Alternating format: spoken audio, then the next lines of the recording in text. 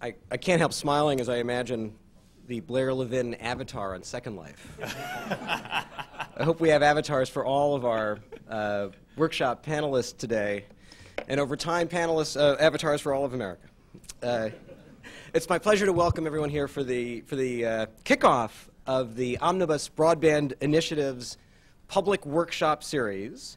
We have, as you know, a plan to host 24 workshops in the next month, a goal some have said is impossible. To them, I say the Washington Nationals have won 4 straight. Let me take, this is a very important day, but it's a day where I hope we can have real discussion. And let me be as informal as I can, but let me see if I can try to put today's events in a little bit of context. The President and Congress a few months ago entrusted the FCC with the very important responsibility of developing a national broadband strategy. We should have had a national strategy years ago. We didn't, but now we have the directive from the President and from Congress for the FCC to develop one. This is a very serious responsibility that the agency is taking with the seriousness it deserves. Broadband is the great infrastructure challenge of our generation. It's to us what railroads, electricity, highways, telephones were to previous generations, a platform for commerce, for addressing major national problems, and for civic engagement. It's not an abstract exercise. I think a lot of Americans, when they hear universal broadband, aren't sure yet exactly what that means, and part of what we hope to do with these workshops is animate the meaning and importance to ordinary Americans of broadband. We know from a data point of view that every point increase in broadband deployment will lead to an increase of 300,000 jobs, according to a study by Brookings. I had a chance last week to meet with some people who are starting to use broadband to do job training, and I met at Valencia Gardens, a public housing project in San Francisco, some people who were able to find jobs through broadband and because they were trained in using the internet. I had a similar experience in Cleveland a couple of weeks ago where I met people who, before they got involved in some training programs and before they learned broadband and internet skills, had great trouble finding a job and were able to find a job using the internet. I also saw last week when I was in California at the Lucille Packard Children's Hospital, some incredible programs that when you see them, you can't help but think, how can we live in a country where this isn't available to everyone? For example, we saw a program where doctors use imaging technologies and broadband to diagnose newborns for this particular disease. It's a very long name that I won't try to remember, but it causes blindness. It's very treatable if it's caught. Of course, there are too few doctors who have the skills to diagnose this particular disease. And what happens now all over the country is that doctors with this specialty spend their time driving around, examining as many kids as they can. Some kids are sent, newborns, are sent with their parents to go to where the specialists are. Of course, this doesn't make sense in a world where we have imaging technologies and we have broadband connections, and so you can actually get better images, better diagnoses of more newborns for less costs up front and clearly saving the country costs over time. This is up and running now in Palo Alto. It should be up and running everywhere. That's the kind of opportunity that we hope to tackle with the broadband project. Last example, I was in Erie, Pennsylvania, and I met a farmer. I met a farmer who said, a farmer in his 60s, who said, when I went into farming, the last thing that I thought would matter to me are computers and internet connections. But today, I don't think farmers can do their jobs without computers and high-speed internet connections for real-time weather, for crop planning, for pricing and selling their products. And he asked us to do everything we can to extend broadband to all Americans. Here's the challenge, of course. Nearly about 40% of American households don't have broadband. In some communities, low-income communities, minority communities, rural communities, that number is closer to 60%. This is why the President and Congress did two things in the Recovery Act. They started addressing this issue through $7 billion in broadband grants, and why they gave the FCC this important responsibility of developing a national broadband strategy. As Blair Levin and the team started tackling this challenge, we set some goals. We want this process to be the most open ever at the FCC, the most participatory ever at the FCC, the most data-driven ever at the FCC, and the most innovative ever at the FCC, encouraging experimentation to find solutions to make sure the Commission meets this moment. As I said yesterday, when we welcomed the broadband staff, we welcome and encourage experimentation and innovation, and we expect mistakes. Today is the first hearing. I'm so proud that the Commission is doing this. I fully expect that it won't go perfectly. We're streaming it live. Something will go wrong. At Second Life, someone will get off on the wrong street. We're providing for public participation. Who knows exactly what will happen? That's okay. This is a real-time, live experiment in democracy and participation. I think we'll have an excellent day today, and it'll just get better and better as we go through these workshops. I'm particularly pleased that the first workshop is on e-government and civic engagement. One is because it gives us the opportunity to begin to show how e-government can work. Of course, we have people here who have been working very hard, and Vivek Kundra and Beth Novick and Graham Richard, on e-government in the White House and in Indiana. The second reason I'm so pleased that this is our first topic is that everything flows from civic engagement. An active public offering its best ideas is the foundation of the solutions to all of our challenges. And in the 21st century, there's no excuse for not finding ways to connect all Americans to each other and to their government through high-speed internet. These workshops take on some added importance because the first round of filings in this proceeding did not advance the ball forward as much as it should. We are where we are, but it is essential that through this process we have full participation, we have ideas that meet the moment, and that we receive data that tackles the hard questions that the Commission has to address in this proceeding. So with that, let me just say how pleased I am that we have the panel that we have today. I'm honored on behalf of the Commission that we have the country's first Chief Information Officer here, Vivek Kundra.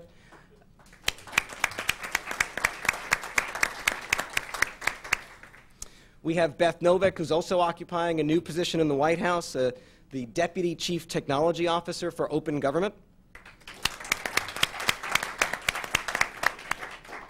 Graham Richard, one of the most innovative mayors in the history of the country, especially around digital, creative digital solutions to problems that Americans face. Graham Richard, thank you for coming. And we have, let me do this because we want to get into the workshop. Let me quickly do the other names, all of whom are great, and ask you to save their well-deserved applause at the end. But we have some extraordinary doers and thinkers working around, engaging the public, thinking about these hard issues. Norm Ornstein from the American Enterprise Institute, Andrew Richet from Personal Democracy Forum, Ellen Goodman, who I see somewhere, I hope she's here, from Rutgers, John Wunderlich from the Sunlight Foundation, and Beth White, who somehow, in order to make sure that the country receives the Olympics in 2016 in Chicago, had the great idea of seeing if we could elect a president from Chicago. That worked out. Next step is the Olympics. The immediate next step is to ask Eugene Wong to take over and lead this workshop. I want to welcome Eugene to the FCC along with everyone from the broadband team. Eugene, until very recently, was at the Treasury Department working on some very difficult issues around economic relations with China.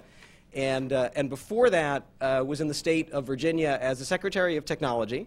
Between Eugene and Vivek and our new CTO, Anish Chopra, I think we're proving that there is great innovation east of the Mississippi, and we look forward to some innovators from west of the Mississippi joining us in this effort. So thank you, everyone. I'm looking forward to a productive workshop, and thank you all for being here.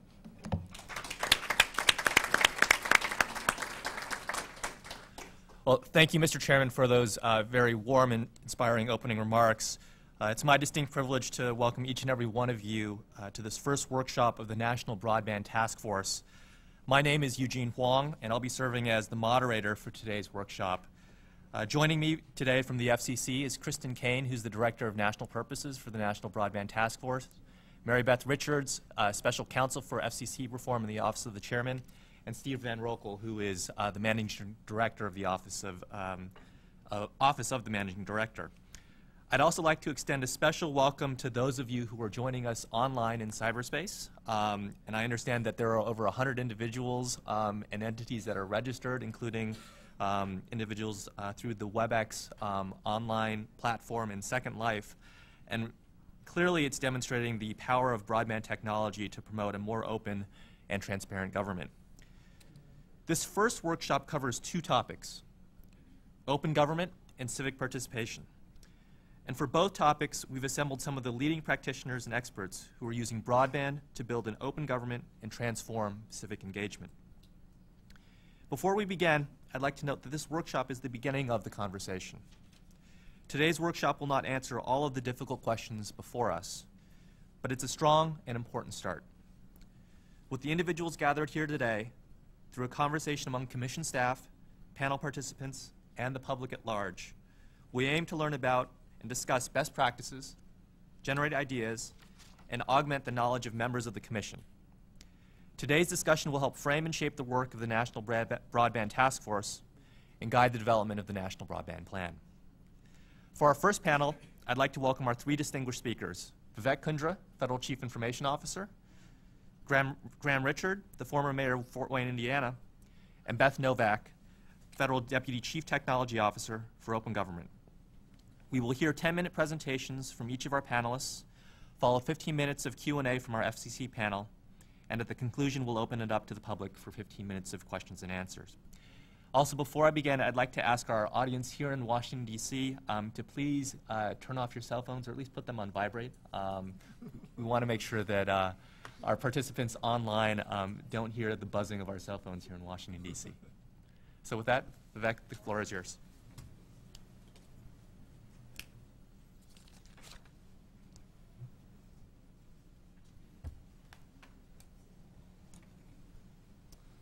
Thank you, Eugene, for that kind introduction. And Mr. Chairman, thank you very much for holding this very important hearing on a subject that affects the United States government and, more importantly, the very people we serve.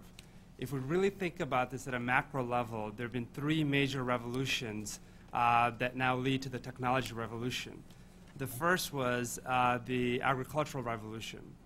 But in the agricultural revolution, if you think about the movement of people and the movement of capital, it was limited to essentially a 25 square mile. An individual could literally spend an entire lifetime with the means of production and distribution of food and distribution of goods. Then came the Industrial Revolution, as the chairman said, with trains and the ability to move goods and people at much higher velocities. And now, as we've entered the technology revolution, one of the things that's happened is we've fundamentally changed the way we interact with our government. If you look at the major innovations that have happened within the federal government and how we serve the American people, what we've been able to do as a result of broadband penetration across the country and the ability to engage the American people has changed permanently how we operate. Yet, there are too many people who are not able to participate. What I want to do is highlight a couple of things that we're doing within the United States government that are showing the idea of open government and democratizing data, how they're actually producing results. One of the big things that we're focused on is to simplify access to government services. And what underpins that is the digital infrastructure that powers our modern economy. One of the big problems we have is the ability to access some of these services in a way that allows people to, on a real-time basis, see how their government is performing, be able to participate, and actually move towards a participatory democracy. There are unprecedented opportunities as a result of some of the work that we're doing in terms of citizen participation, transparency and open government, how we democratize data. Two big phenomena that we're looking at is one is on the cloud computing side, which is how do we take the $76+ billion that the United States government spends today on information technology, and majority of that money is actually spent on integration services. How can we take advantage of some of the innovations that have happened in the consumer markets, where there's Darwinian pressure to innovate, and where we've seen massive gains in productivity that haven't been unfortunately matched within the federal government? Secondly, how do we look at agencies that have actually done a great job, such as the U.S. Patent and Trademark Office, to fundamentally change the way that agency operates? What I want to talk about is, from a participation perspective, the President talked about laying a new foundation, a foundation that's built on transparency and open government. One of the key things we did is, as we looked at the problem of optimizing and rationalizing the $76 billion that the U.S. government spends, we asked a very simple question, which is, how can we engage the American people to help us shape the way we spend that money and recognize the fact that the federal government does not have a monopoly on the best ideas out there? So what we decided to do is fundamentally change the way we're actually managing by engaging the American people. The old model was a very opaque, closed, exclusive model of managing $76 billion. It was very static, and there was faceless accountability. In 1994, there's a report issued by then Senator Cohen that talked about billions of dollars that were being wasted on information technology projects. Last year, there's a report that talked about $30 billion of IT investments that were in trouble. Yet, the reporting that was there was a management watch list, which is a static list that Congress, the GAO, and the administration issued. The President talked about a culture where we move away from secrecy, where we can change the default position of the federal government from secret to open and transparent. So what we did is we built a dashboard that would lift the veil on IT expenditures. As soon as we launched this public-facing dashboard, which exposed every layer of spending, from who was responsible for the project, with actually the picture of the CIO on that project, so you could actually see who is running this project, which contractors are working on it, where we are in terms of milestones on that project. And we saw very quickly that we got over 43 million hits. There's this hunger for this information out there in the public domain. But not only that, we actually made sure that we created this platform so we could engage the American people in giving us ideas on how we could move the needle and find the innovative path as we invested in these IT projects. And what we saw quickly was a whole new model of looking at IT projects, to the point where also the Veterans Administration recently announced that it's temporarily halting 45 IT projects. One of the worst offenders out of those projects was a project that was 110% over budget and over 17 months behind schedule. And you can see, as we move forward, the CIOs that were not really looking at these projects historically and analyzing them, we set a deadline and we announced it publicly that within 30 days they had to evaluate every single project. And as you can see from that chart, we've hit that mark. And the public was calling, Congress was calling, the GAO was calling, and asking each of the CIOs where they were, and the Office of Management and Budget. What that led to is better governance in terms of what we're doing. But this is one model, and it's going to take a lot of hard work to move in that direction. We also made sure that we democratized the data so people could actually slice and dice and give us different views of risk across the board. we allowed people to actually take any of the projects they're interested in. If you're interested in public health or education or energy, you could embed those projects on Facebook or Twitter or on your own personal blogs. So we essentially created communities as a function of releasing that data and allowing the public to participate. Every day now, CIOs are getting new ways of thinking about these problems, and it's not limited to just the federal workforce. And we're looking at new and innovative ways of approaching this problem. Another area, thinking more broadly, is around democratizing data across the board. We embarked on an initiative called data.gov that would release as much of the public data as possible, recognizing that there is information that's classified or sensitive in nature. As of now, we've got over 100,000 data feeds from every aspect of government operations, from how the FAA is looking at flights, the average times, delays across the country, to toxic release data from the EPA, to data from our healthcare system, Medicare and Medicaid. And what we're finding very quickly is that innovation is happening in the market as a result of democratizing this data. Within 24 hours of launching this, the Sunlight Foundation actually launched a competition called Apps for America and issued over $20,000 to anyone that would develop applications based on data.gov. What we saw immediately were a number of applications that were created. An example is flyontime.us, where an enterprising developer essentially took the data that the FAA had put out and created an application that would allow you and I to map out from one city to another the average delay times of flights so we could make a better decision where we want to book. But not only that, but we issued a challenge to CIOs across the country for every state and local government to create a data.gov so that for the first time, you'll be able to now see what's happening across our transportation grid, or for that matter, broadband.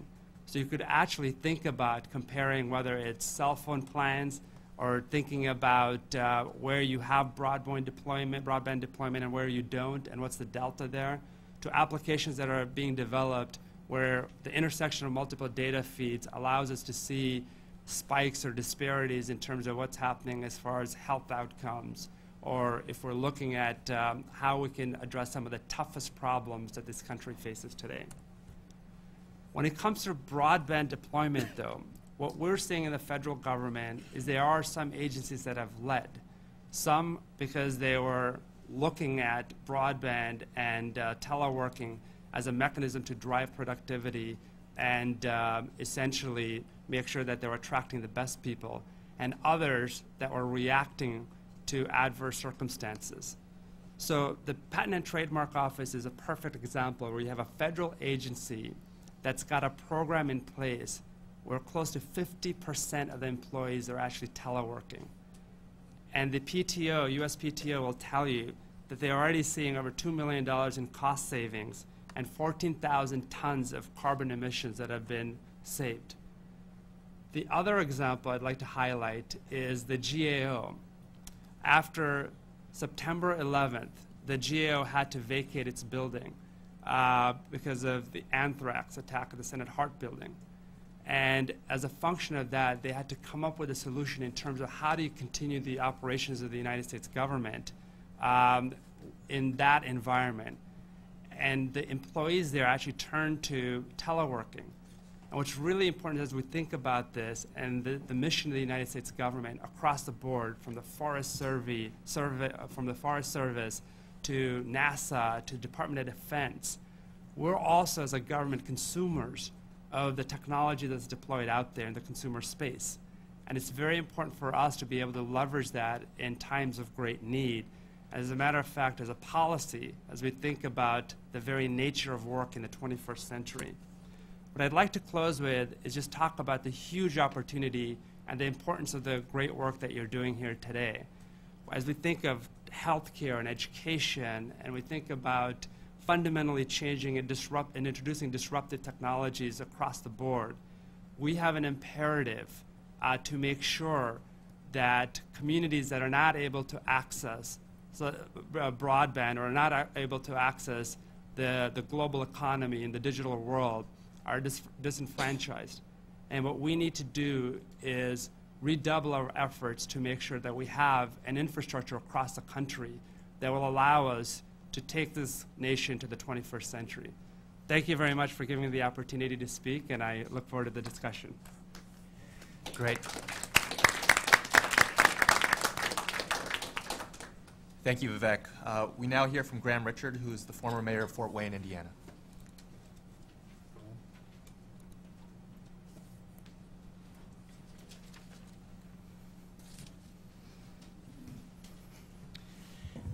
Thank you very much for the opportunity to be with you today and to share a story about a community in the Midwest that perhaps may be both metaphorically and perhaps physically, as we look at it, a city that has 250,000 people. And when I became mayor in 2000, we were facing a recession. Not the recession, but a recession. And the great history of our community is one of innovation. When I look back, in 1980, there were 13,000 GE workers. There were 10,000 International Harvester workers. 105% average annual wage for the citizens of our city, high-paid, low-skilled jobs. And by 2000, we were at 83%. President Obama was just in our neck of the woods in Wakarusa, Indiana, where there's 20% unemployment. So the issues about broadband, helping retain and gain jobs, and becoming part of an economic development strategy is what I want to talk about. So in our case, we decided early on that if this young man was going to grow up to enjoy over 100 miles of trails and greenways and lots of wonderful assets in our community, we had to start thinking about how he, as a young person, would be able to compete in the world that we all know now to be much more competitive.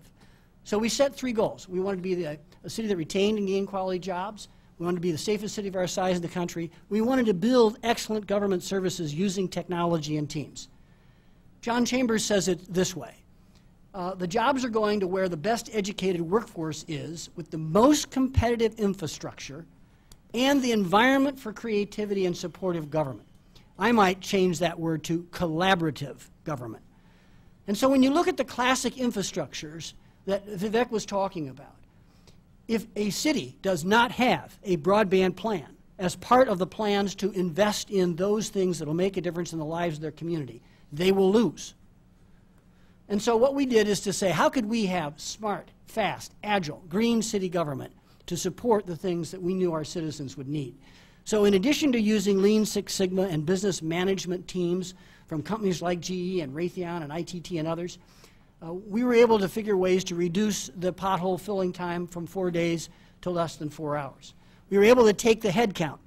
We have 2,000 city employees part-time, 9 different labor unions, 7 of which now have performance-based pay. And we said, how can we engage the hearts and minds of city employees to be able to help us keep our head count flat and improve services? Technology is a key part of that. The leadership, however, to work with our employees became a critical part of empowering them to be able to help us solve problems. You can see some data there about the change in population, principally by annexation.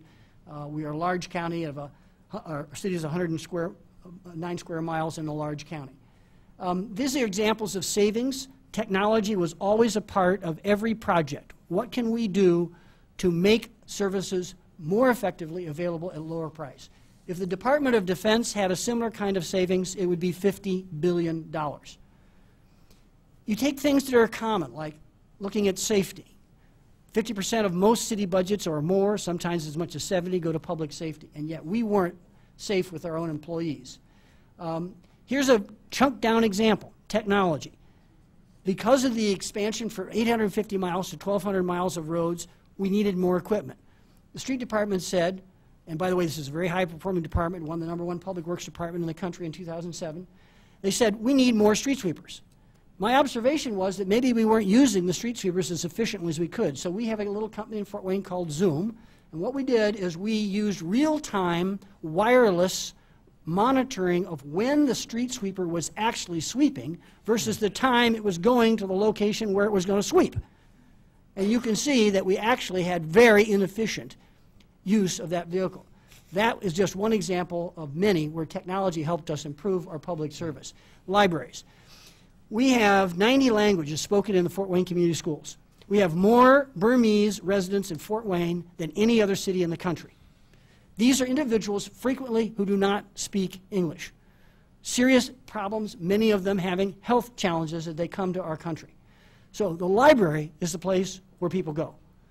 We have now connected all libraries with a gigabit system. We have wireless Wi-Fi free and available. We have library sites in our 14 different locations. People are now lining up, scheduled to use those sites because that's how you get online to file your unemployment compensation, your workers' comp, your Medicaid, your Medicare. That's the public outpost. Schools. What if we could get every school student in our community to have access to the very best on the internet and the web? You'll hear from Beth about collaboration and about wiki-government. One of the things we did here was to say, let's connect, and we did this with an RFP through a private not-for-profit entity with Indiana Purdue, where we have 11,000 students serving as the hub. So connecting all of our libraries with a gigabit system and every school with a gigabit system. Now, what does this mean? This fall, we will be offering for the first time in our community Mandarin Chinese education, language instruction for any high school student that wants it, Japanese, and Arabic. That will be offered from the campus to students 3 days on an online learning program with high video connection, interactivity, 2 days and a high touch at the university. I as mayor, did virtual town hall meetings. Ivan Seidenberg came to Fort Wayne to visit the hub of the Midwest area when GTE was purchased by Verizon.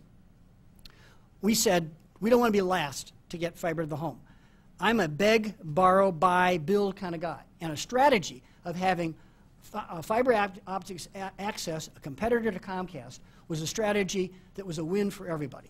So we were able to convince Verizon to build out the files. It was the first in the Midwest, happens to be the only Midwest build, passing 132 homes and businesses, $150 million investment. And we promised to improve the cycle time for permitting, make sure that we work to get all the utilities located quickly, and to create an innovators forum. We formed a seed capital fund to invest in companies that would develop new broadband applications, and we created innovation teams for broadband.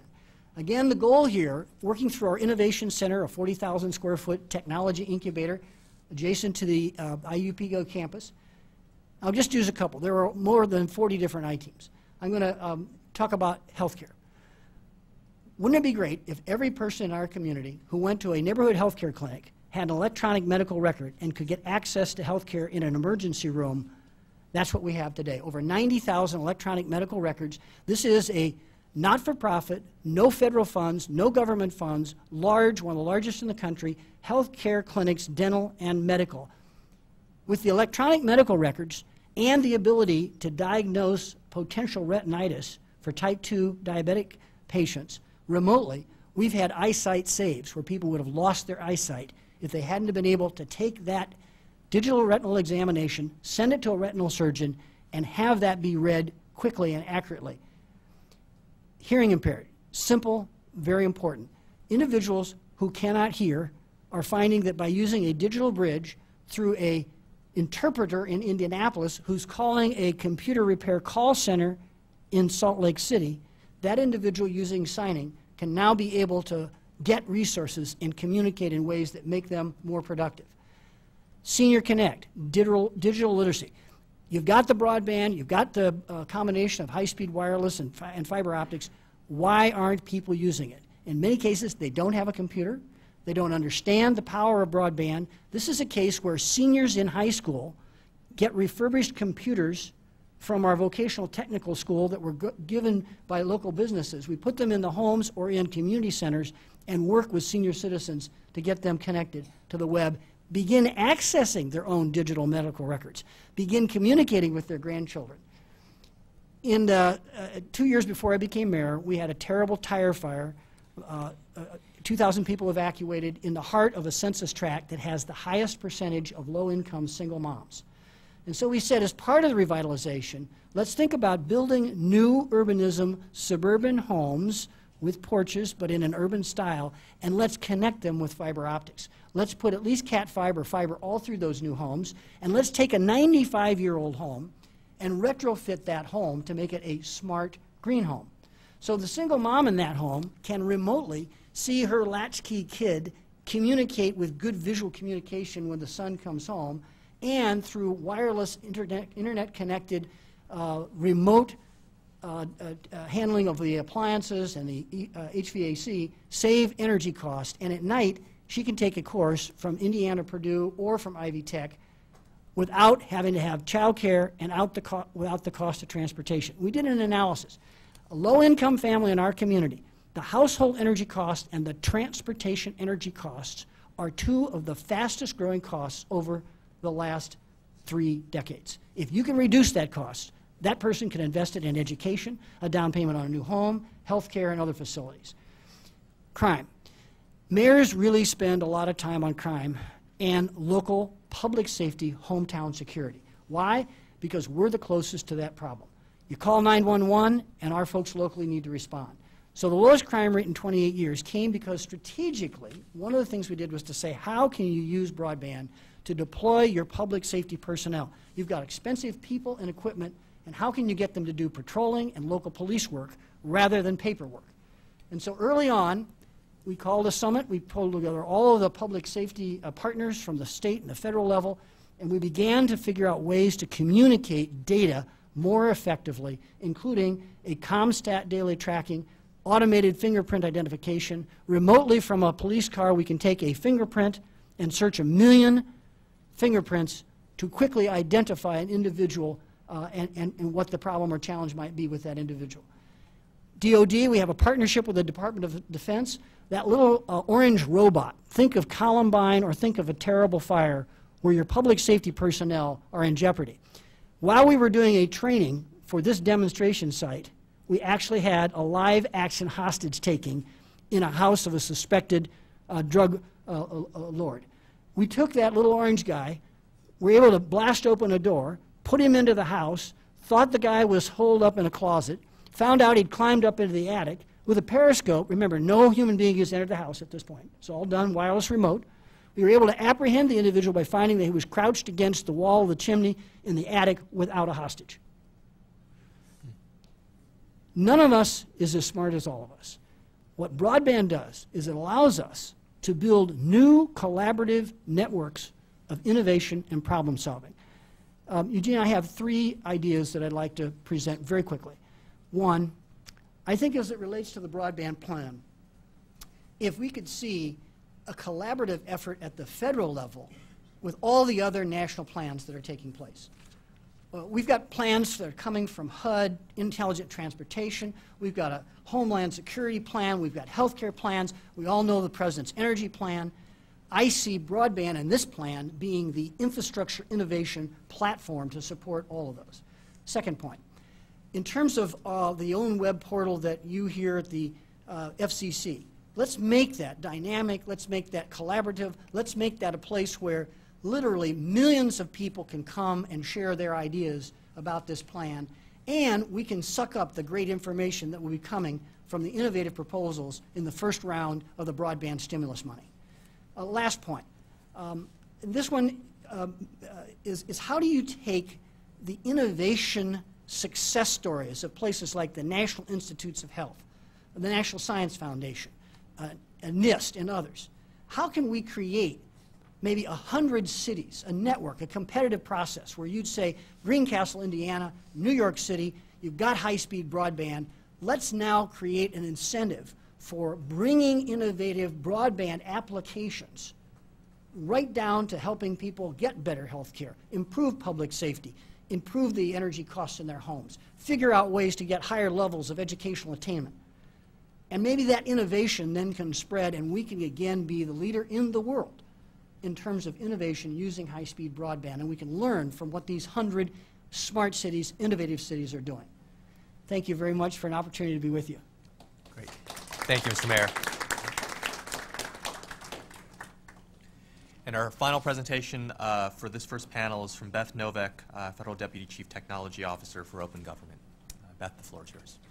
Thank you very much, and I want to thank Chairman Janikowski and Blair Levin and Eugene Huang and the entire broadband team for having me here today, and very much to my co-panelists, with whom it's an honor really to be on the platform.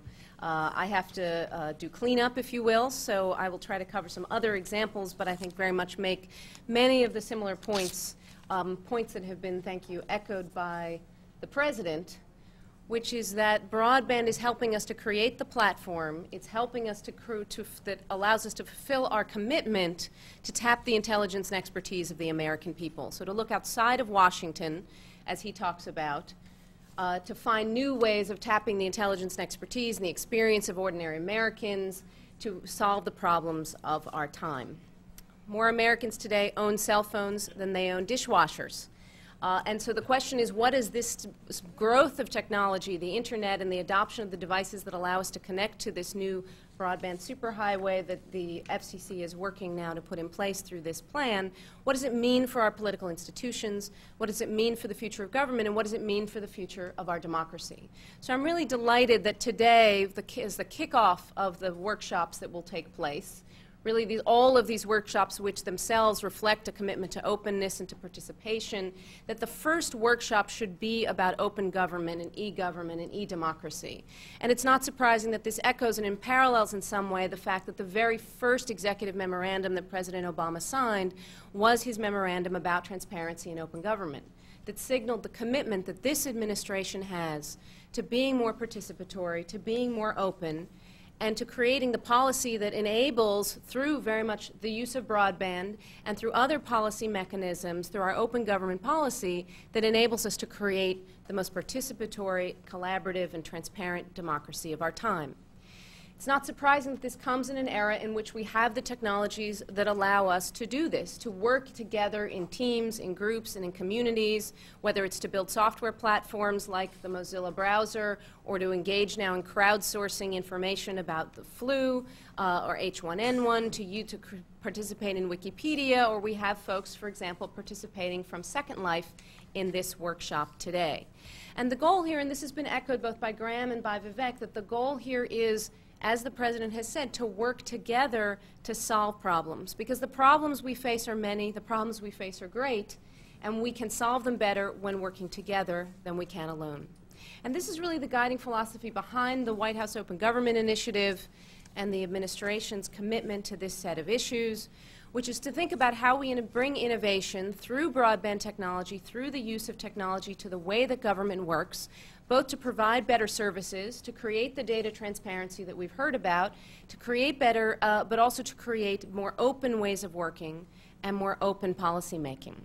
So we put up something that we've called the Innovations Gallery on the White House website to showcase some of the many platforms, and we're looking for more examples, and we'll be looking also to the National Purposes team and this plan as they help us to identify more examples of the excellent use of broadband in government already to try to open up the way that government works and really showcase the way that we're doing everything from, and just at the beginning, from the projects that Vivek is spearheading at making data more open, to work at making procurement more open, for example, out of the DoD and their Defense Solutions project, the way that many government agencies now, and I have to say we've gone from one at the beginning of this administration to now half a dozen that are now using new technologies as a way to consult their employees through electronic suggestion boxes, through expert networks that are helping to connect people on the ground in the institutions to think about how do we improve the way that they work, to make them, as Graham has done in Indiana, more green,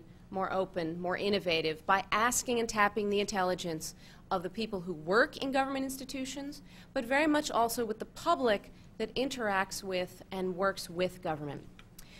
This is why we created an open government policy-making process, as we thought about what are the ways in which we can begin to lower and erase any impediments, any policy impediments that may exist to the adoption of broadband technologies in government and by government to engage the American people. We turn to the American people to ask us best how to do this. So instead of, as is often the traditional process, to draft a policy and then to go out for comment, potentially when those comments come too late, we actually, very much like this broadband process, turned the policy-making process inside out and went to the American people first for their ideas and to government employees about how to do this.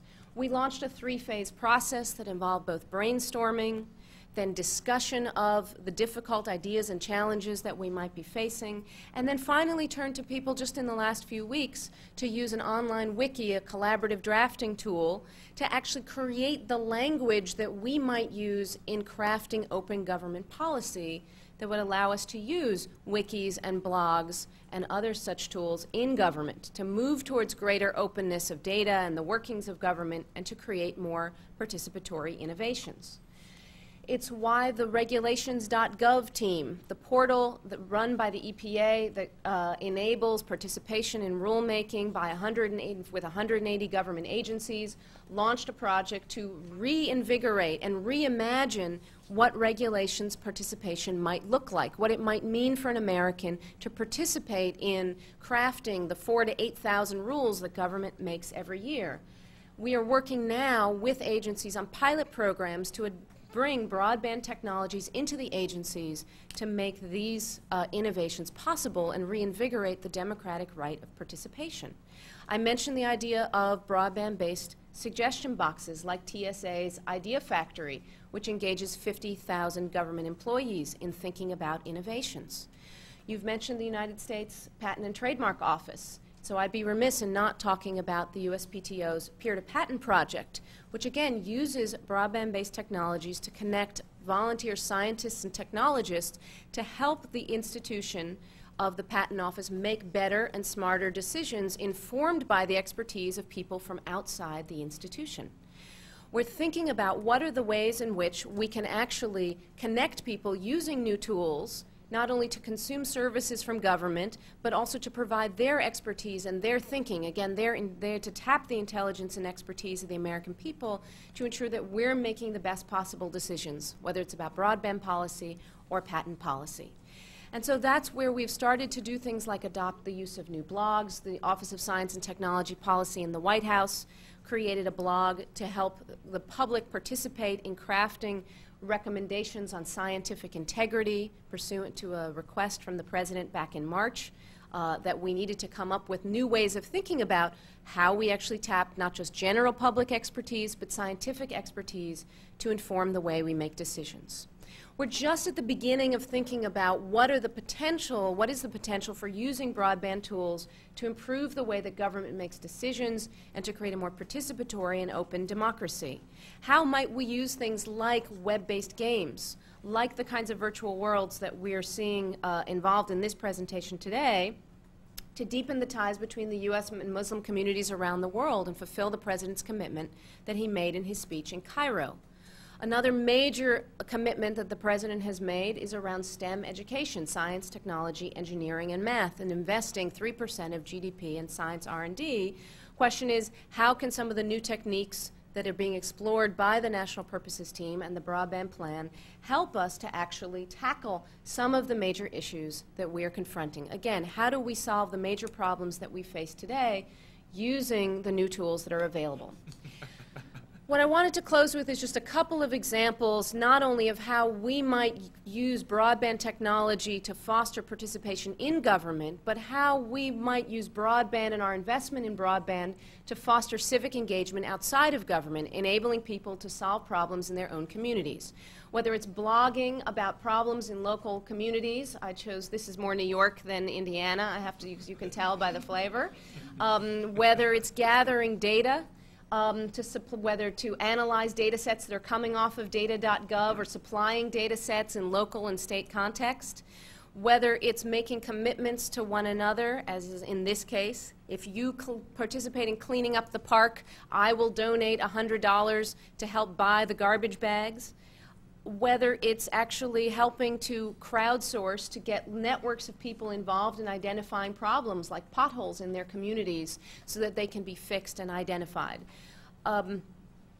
Whether it is using, again, this is technologies, online technologies to enable people to solve problems, as in this case in Connecticut. This is an older project, but still always my favorite example, because it involves senior citizens and young people involved in cleaning up derelict building sites in municipalities in Connecticut. And what was so wonderful about this project was the collaboration that government undertook with citizens to help solve the problem of cleaning up derelict land use sites, thereby bringing down crime, bringing down drug use, bringing down other urban blight problems that were taking place, all because these networks, the government and the citizens, were connected together on broadband-based networks using new visual technologies to help work on doing cleanup and solving problems together.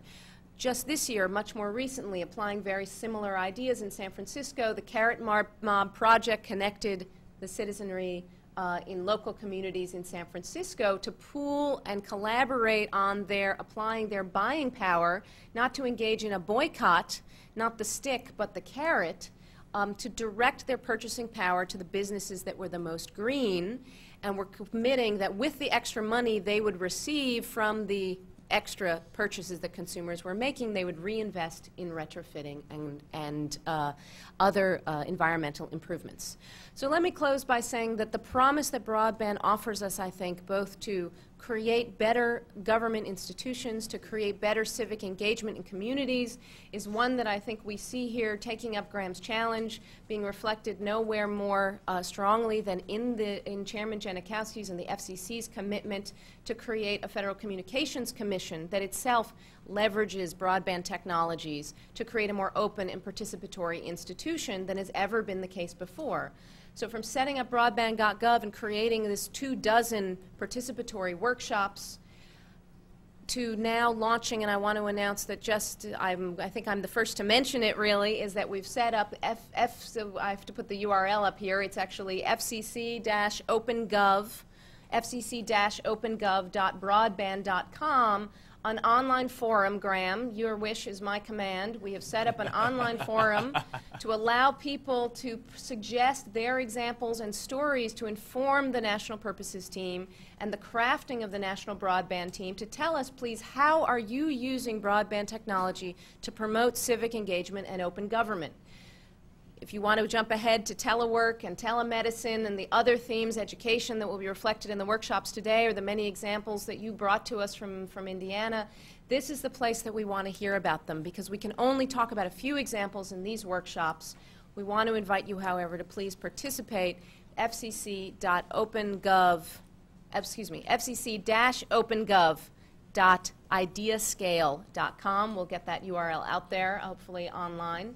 And online, not only in real space, via WebEx and cyberspace, but to the virtual world where this event is being live streamed today, allowing, again, more people to participate than could otherwise be here. Thank you to the people for whom it's 6 o'clock in the morning in California, who are joining us via Second Life and via WebEx, and demonstrating really in practice the potential for the use of broadband to create truly open and participatory government.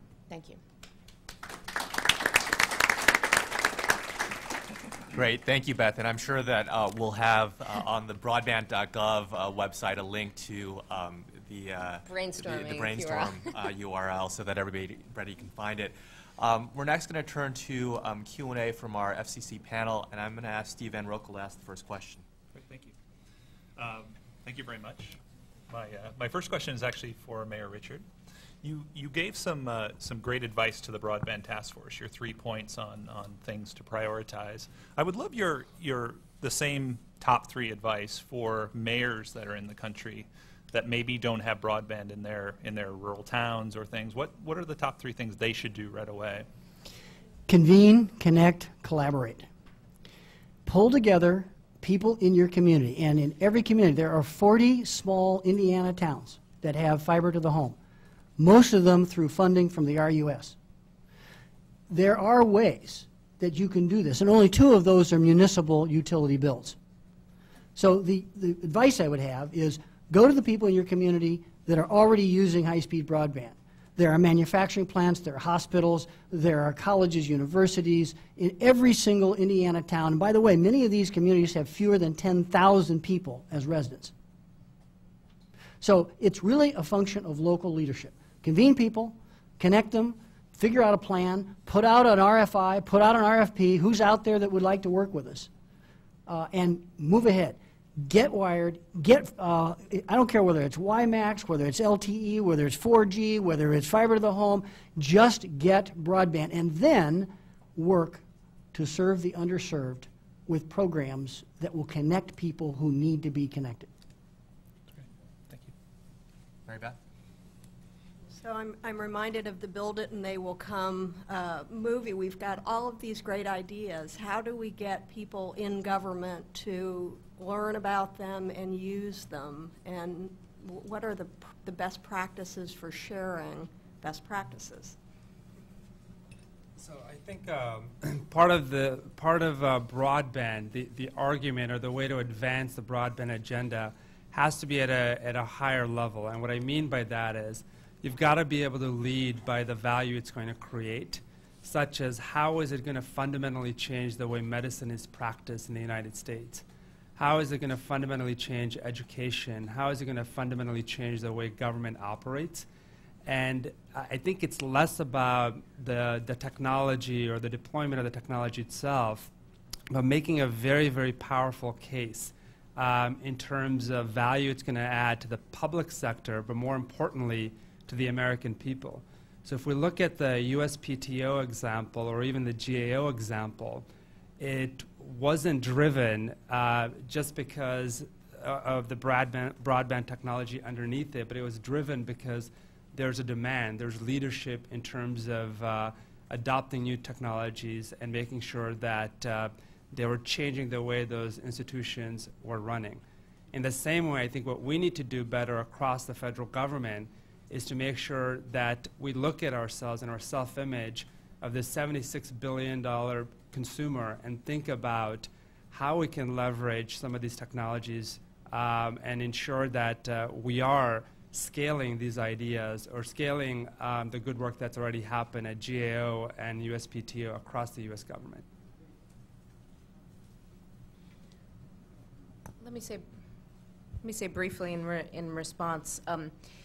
First, I think the best example of how one engages in best practice sharing is through leadership, and the best example of that is Vivek. He himself and the work that he's been doing, if you'll indulge me, this has been, I think, an inspiration and a model for many, many people. As he talked about how state and localities, he's now put out a challenge to folks to copy the data.gov model. And we're seeing that happening in states. We're also seeing states who are copying the open government model and adopting their own version of President Obama's memorandum, adopting their own version of open policy-making processes. I have a mayor that I'm talking to on Monday who says, I want to do open policy-making in the same way. So I think that leadership and the bully pulpit is extraordinarily important in sending a message around best practice sharing. But I think project examples that are drive towards outcomes that have real success, as to your point, I think are extraordinarily important. It's one reason we created this Innovations Gallery and that we are inviting others to please use the new technologies themselves to engage in best practice sharing. And that means that when we talk about how we push out data and examples and models, we're trying to do that in ways that allow other people to share those examples and models in their own communities, not making everybody only come to us through an Innovations Gallery, but allowing data sets, for example, to be downloadable by others and creating widgets so that they can actually take them into their own communities and do with them for their own purposes. But this allows us, again, as a way to think about how we engage in best practice sharing. And finally, it's also through platforms and new technologies. We are working hard to make it easier for agencies on the federal level to acquire the use of new tools by lowering policy impediments, but also by making sure that those tools are available. So when the General Services Administration, for example, negotiates model contracts with 24 technology providers so that agencies can readily copy them and adopt those tools, when we move towards a cloud-based computing infrastructure that allows people to share tools as well as to share code, that makes it easier for people who want to create a blog, to create a wiki, to use different techniques that allow them to engage not only in open policymaking and open government, but then in some of the best practices around other forms of use of broadband technology. Great. Thank you, Beth. We actually have a follow-up question to that from our online audience. Many of the examples that you cited are very impressive. How can citizens find these projects and opportunities? And the specific question is, for example, is there a website that collects or lists these examples? May I jump in on that? Certainly. Because I think that's something as a mayor I felt very frustrated about. In the silos of federal research, you can find wonderful examples. But there isn't something that is, and I would hope this plan would engage in creating that, a sort of national clearinghouse, a place where you can get these best practices. Let me be specific. Many of us are really anxious to see video-based 911. You're at the scene of an accident, somebody holds up their cell phone camera, they take a picture, and then they call using old-fashioned, "Hi, I'm calling 911 to report a person who appears to have had a heart attack at the corner of such and such." And yet they just had a cell phone picture of that or a fire. Why can't we have a video 911 system and then share that? So this innovation, 100 cities, where we test, where we say to the world, bring your apps, let's get the best services to help serve people in these communities, and then let's make it immediately and widely shared, and let's have, as Beth talks about so effectively in her book, let's have the ability to have, let's have, she can't do that, I could, let's have expert panels, like the peer review panel in the patent process, and let's have citizens crowdsourcing to give back feedback to these ideas. Again, no one's as smart as all of us. If we can all work together and to collaborate, and that's the power of broadband. So how do we get these ideas out? I think that's one of the most critical things, Blair, that you and Julius can do as a recommendation to the Congress and the President to come up with a very practical way of quickly getting innovation out there to folks that want to use it, are hungry for it, and will change it and modify it and adapt it and make it their own. Thank you. Kristen? I have first a quick request of you, Mayor Richard, which is if you wouldn't mind fleshing out for us in a little bit more detail some of the really powerful strategies you've recommended to us, particularly the one about the 100 cities, and give us some more detailed ideas about how we might bring that to life and contemplate it in the context of this plan. That'd be enormously helpful. Well, thank you. I'll try to put my passion to paper. Thank you. Thank you very much.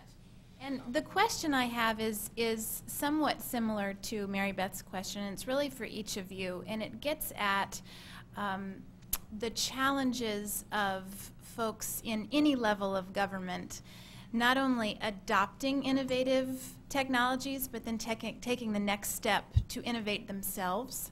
And beyond the sharing best practices, which is one hurdle, are there other challenges that we need to be cognizant of with regard to basic capacity, digital literacy? Are there different strategies that each of you in your various roles have used to help people be able to take advantage of all the opportunity? So I think you raise a very important point about the fact that with regard, I'll speak to the open government and e-democracy and civic engagement theme that we're focused on today, that it really has to be a two-way street, both in terms of what government can do to create and proliferate more opportunities for citizen engagement and for citizen participation, but also for citizens and organizations to step up to the plate to take advantage of those opportunities. And in particular, I have to say, organizations and groups that have, through the, I would say, fault of government, have become used to a model of kind of that closed model, that lack of accountability model that Vivek had talked about, have become used to wielding a certain set of tools and a more limited set of tools for engagement and routing around the closedness of our government institutions. So as we open up and think about more open ways of providing data, providing webcasts of live events, creating online policy forums, that does mean that there needs to be a degree of civic education and civic literacy and change of strategy on the part of institutions who are now being invited to participate, I think, for the first time, enabled in new ways by new technology. So I can tell you, I can report that I came from a workshop that happened earlier this week called Strengthening Our Nation's Democracy, that brought together about 100 different institutions representing what they described as the democracy movement, and in which they took upon themselves as their commitment at the end of this workshop to say, we need to build a toolkit of civic literacy. We need to think about what are the skills that people need in order to work together in a broadband future. So to the point of none of us is as smart of working together, none of us is as, oh, now it's in the book, I can't remember, thank you, is what does that mean both in terms of technical literacy, but what does it mean more generally in terms of ways of collaborating, working together in teams? What does it mean for organizations to say, we're going to step up to the plate when the White House is asking about open government policy, or asking about declassification policy, or right now we're running a forum on our cookies policy, for example. What does it mean now to change the way that we work? And I'll just give you one example. Is the Office of Management and Budget is running this forum on how to revise our policy on web analytics and cookies, web cookies, that is. And we're getting lots of people commenting on the blog and responding to one another, but there's still the people, the traditional lawyers who are sending in their letters at the 11th hour, and we're reposting them online, even though those folks have access to a computer, because we want everybody to see the comments, and we want people to be able to comment on each other's comments and refine them.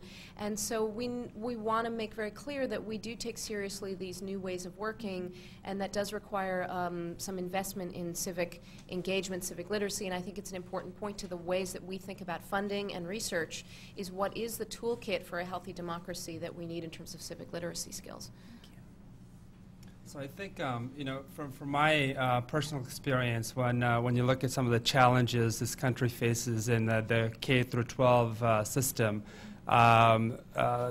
being at the third grade reading level is vital.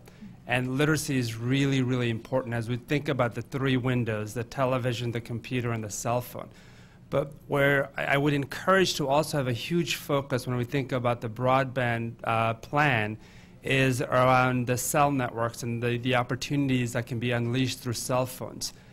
We've heard a lot about the penetration of cell phones in the third window in India and in China and in Africa, where now you can go to villages and you fundamentally created new information markets and how information is distributed. In the same way, the story that's been untold in the United States is as you look at schools and as you look at literacy, some of the challenges there, one of the most common factors we find is a lot of the people actually have cell phones, and one of the primary means of communications is actually still through text messaging. And really figuring out how can we tap into that space. How do we look at the cell networks and communications there and figure out in what context do we think about democracy and the cell phone itself, and not just broadband and the second window.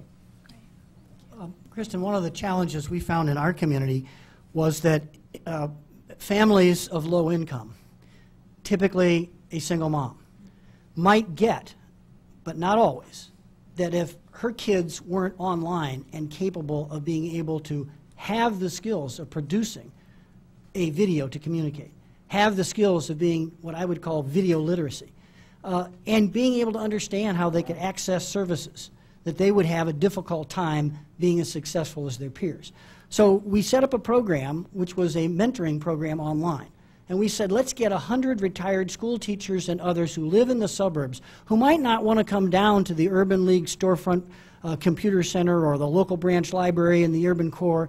But if we could connect that significant learner with that kid of some inspiration and aspiration, but maybe no English being spoken at home, and we could create an online mentoring, a virtual mentoring, could that accelerate the pace of educational attainment and literacy for that young person? We got mixed results. We need to work on it more. I envision, my hope is, that maybe this broadband plan, the President, already, with roots in community organizing, will think of an AmeriCorps, a Teach for America, that's a group of young people who are trained or encore entrepreneurs, people in my age group who are looking to get back into civic engagement or public service, that will go door to door working with families. Think of this as a technology Tupperware party. Think of this as an opportunity to reach out at the grassroots and show a person how their life can be better. They can save energy, they can get connected, they can communicate with relatives, they can look at their medical records, they can get remote diagnostics from a healthcare clinic.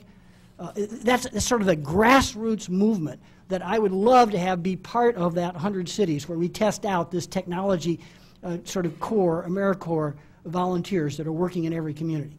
If I can add to that, one of the other things that I would encourage you to consider is the game-changing nature of actually deploying broadband, because the human-computer interface for far too long, we've thought about it in terms of typing and interacting that way. You'll be able to shatter barriers when people can communicate with each other across state lines, across the world, without actually having to worry about that interface. And it's going to be powered by what you do here in terms of the work. Okay, I'm going to open up the floor to questions from our audience here in Washington, D.C. If you have a question, please raise your hand, and I ask for you to state your name and organization before asking your question.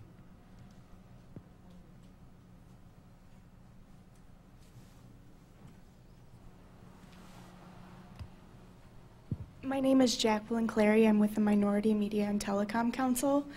I have a follow-up question, actually. For the municipalities that have difficulty connecting their low-income constituents to city initiatives, if these municipalities turn to broadband to get their message across, won't they still miss these low-income constituents because the adoption rate is so low? And then also, without universal broadband service and adoption, doesn't reliance on broadband for e-government simply amplify the voices that already have access to these technologies? I think when I see a community, I see so many different dimensions of the community. So for example, a person who is wheelchair bound, an individual who's blind or who has hearing impairments, and we have a very substantial increasing population that will have hearing impairments. Those individuals may not have the financial constraints of some of the folks that you're talking about. I would envision a day where when you have substantial public services coming to a household, maybe there's a young person who has a father that's away in prison. The probability of that young person, unfortunately, moving toward that same direction is very high. So how do you intervene when there's already a lot of public money coming in terms of assistance to that family? It seems to me that just like you embed textbooks, and now some schools are paying for computers for students of all income ranges, just as we have school lunch programs, should we be thinking about a national broadband policy that makes available, by buying down the cost of the barriers to entry to those families? I think it could be an astoundingly good investment. We don't seem to have data on the payback of what you do if you had subsidized access to families that are already receiving thousands of dollars of support, by making sure that they also can do the things online that they're standing in line to do or waiting at the library to get a computer. Absolutely. So to that point, on June 25th, the President announced a 90-day initiative with the United States Customs and Immigration Service that we have had the privilege to be a part of, which is going to use the cell phone platform, going to use the technology that is more ubiquitous in people's hands to deliver updates about the status of immigration applications, visa applications and the like, via cell phone. So to the point, many, many more people are going to have access to information that previously was never available to them before, because that information existed, in a closed box. Similarly, a meeting like this that would have only been available or accessible to somebody who could come to Washington. That's a much higher barrier of participation.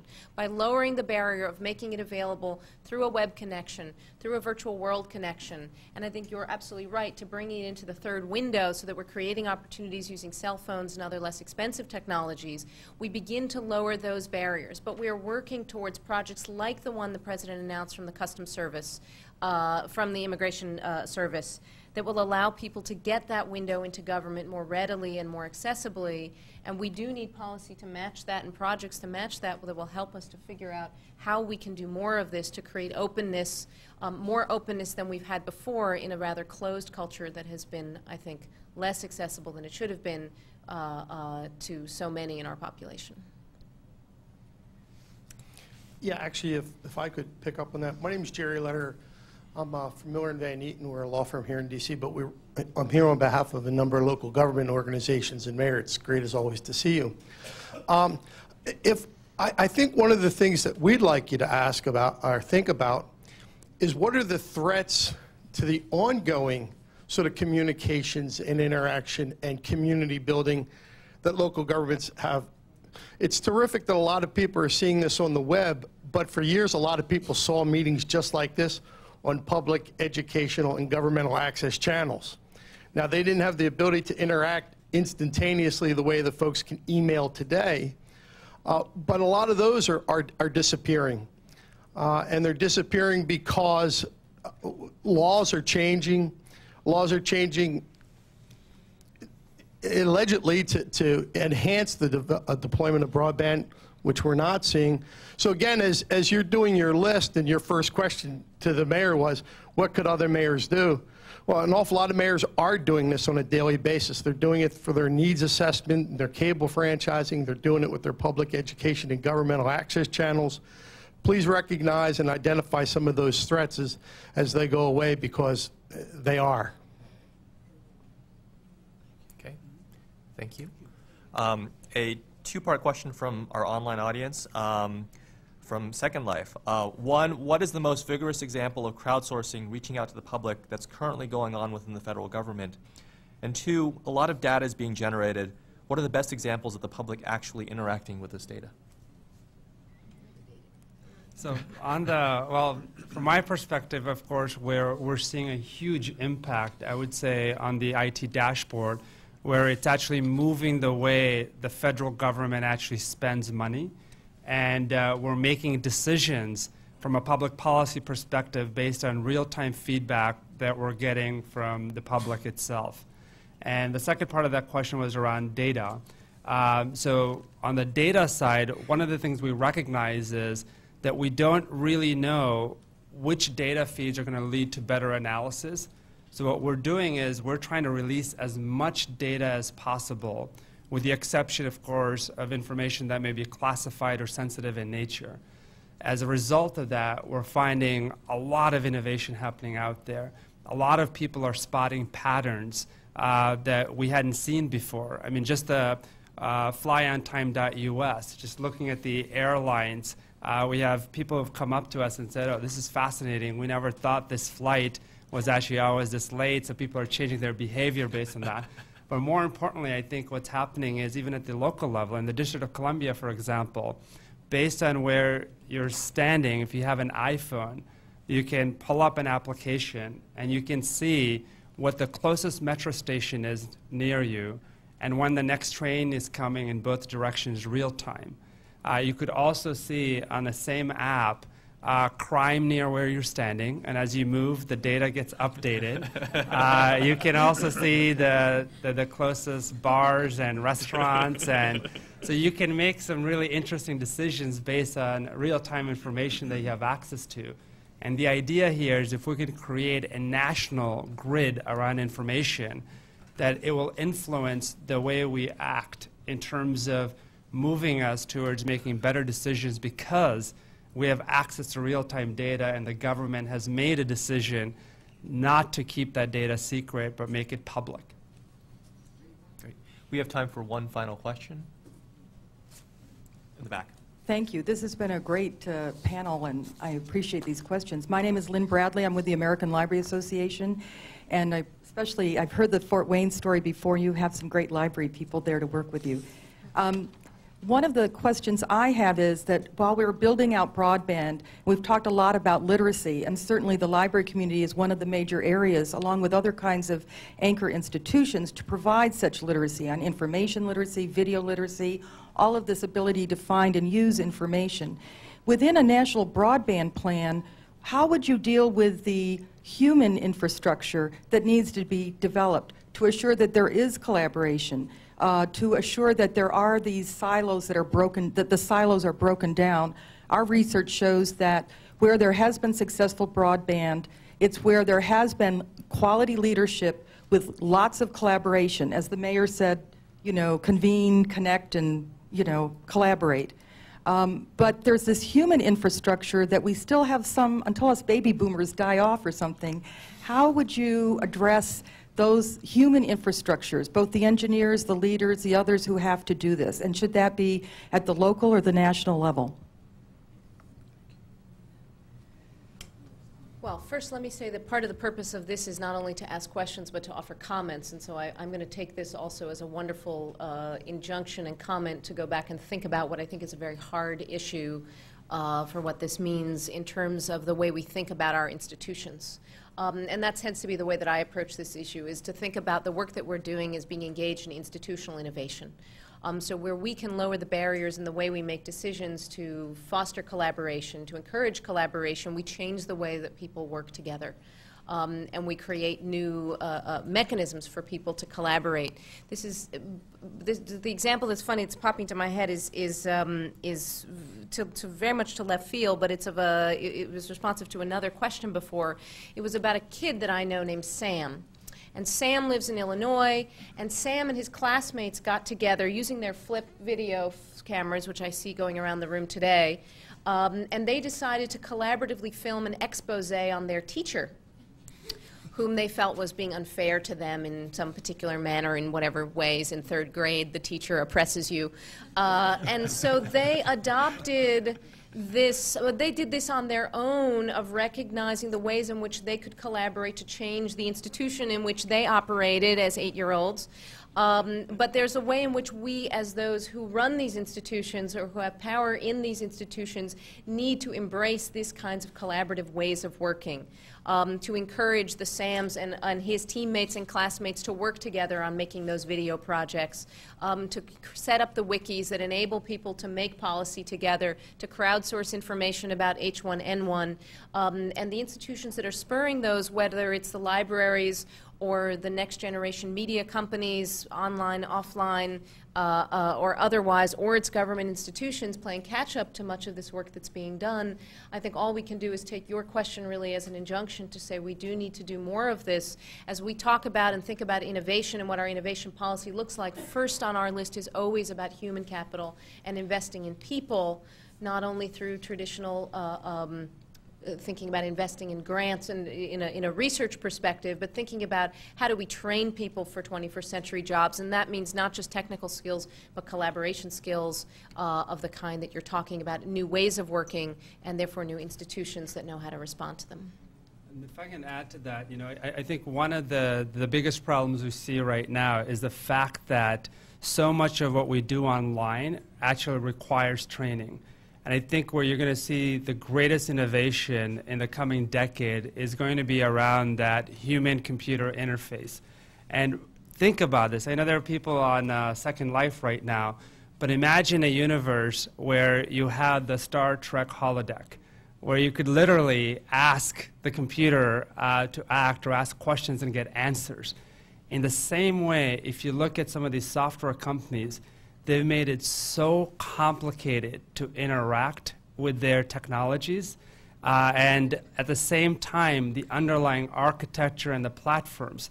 It's almost a chicken and egg question, because a lot of it was built and architected around bandwidth constraints. Therefore, you had to deploy technologies that were much more complicated in terms of interacting and communicating. Now, as broadband deployment, and more importantly, if you look at the megabits per second, how much information can we get through the pipeline is going to be so important. And as new and new software technologies are being introduced, you're going to see a huge change from how applications are architected with skip logic to video and much more human ways of interacting with these applications rather than binary or COBOL ways of interacting with those applications. Great. Well, thank you. Please join me in thanking Beth, Graham, and Vivek for appearing today. And we're going to take a 5-minute break to... Great. Well, thank you. I'd like to welcome you back to our second panel, which is a panel on civic engagement. We have 5 distinguished speakers here today. Norm Ornstein from the American Enterprise Institute for Public Policy Research, Andrew Asigi from the Personal Democracy Forum, Ellen Goodman from the Rutgers School of Law, John Wunderlich from the Sunlight Foundation, and Beth White from the Chicago 2016 Organizing Committee. We'll hear 5-minute presentations from each of our panelists, followed by 20 minutes of Q&A from our FCC panel, and at the conclusion we'll open it up to the public for 15 minutes of Q&A. So with that, I'll turn the floor over to you, Norm. Thanks, Eugene, and let me thank Blair, Julius, and all of you for what you're doing, which I think really does take on the importance of a top national priority. Just for a second, some of the earlier discussion, everything in the society, from our discourse to our commerce, is going to be done through the vehicle of broadband as we move ahead. And if we move to a society of haves and have-nots in that regard, a deep divide, it simply is not appropriate for a functioning democracy or for a vibrant economy. So moving to universal broadband, I think, is critical at so many levels. My initial comments, I want to focus on a couple of things. One is the public square. The second is the campaign finance system we have or can move to. On the public square, let me just start by giving my definition, because I think it's a multiple one. Having a public square means having a viable forum where citizens can learn about government, about what government is doing, about how government interacts with them. It is a place for citizens to communicate with government, and that includes communicating ideas. One of the great virtues of the Obama-Coburn reform, which Senator Obama and his colleague Tom Coburn did when he was back in the Senate, of putting all government contracts online, is that you can move beyond the small number of experts in Congress and in government who can examine these things and see if there are corrupt elements or problems, to unleash the large number of people out there who may have more time, opportunity, and brain power and innovative capacity to do those things. Putting all earmarks online is another way of doing this. It's also, of course, a way for citizens to air their grievances in a much better and broader fashion than others that we have, and to give their opinions, and to enable those in government to learn what citizens are thinking and feeling. At the same time, having a public square means having a forum for robust debate in a common space with shared facts, and that is a debate about issues, one that we should be having in a more robust fashion with shared facts than we are now on health reform, for example, as it is the forum for debate in a common space on the campaigns that we have. It is a real challenge to find a public square in an extended republic. It always has been. It's something we have managed to do effectively in town meetings at the local level. Doing it on a national level is difficult. It's tricky. It's something that was easier when we had 3 broadcast channels and virtually everybody in the society tuned into them.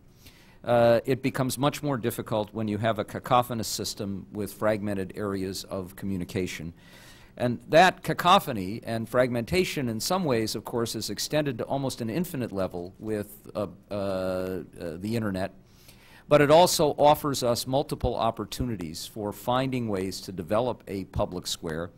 What it means is that as we look for those innovative ways of developing a public square, ways in which people can participate, can learn about ideas, can see that debate and have it enrich the process of deliberation that is what our whole democracy, the framers built around, cannot work unless everybody has access to what is going to be the vehicle for the public square, and that vehicle is going to occur over broadband.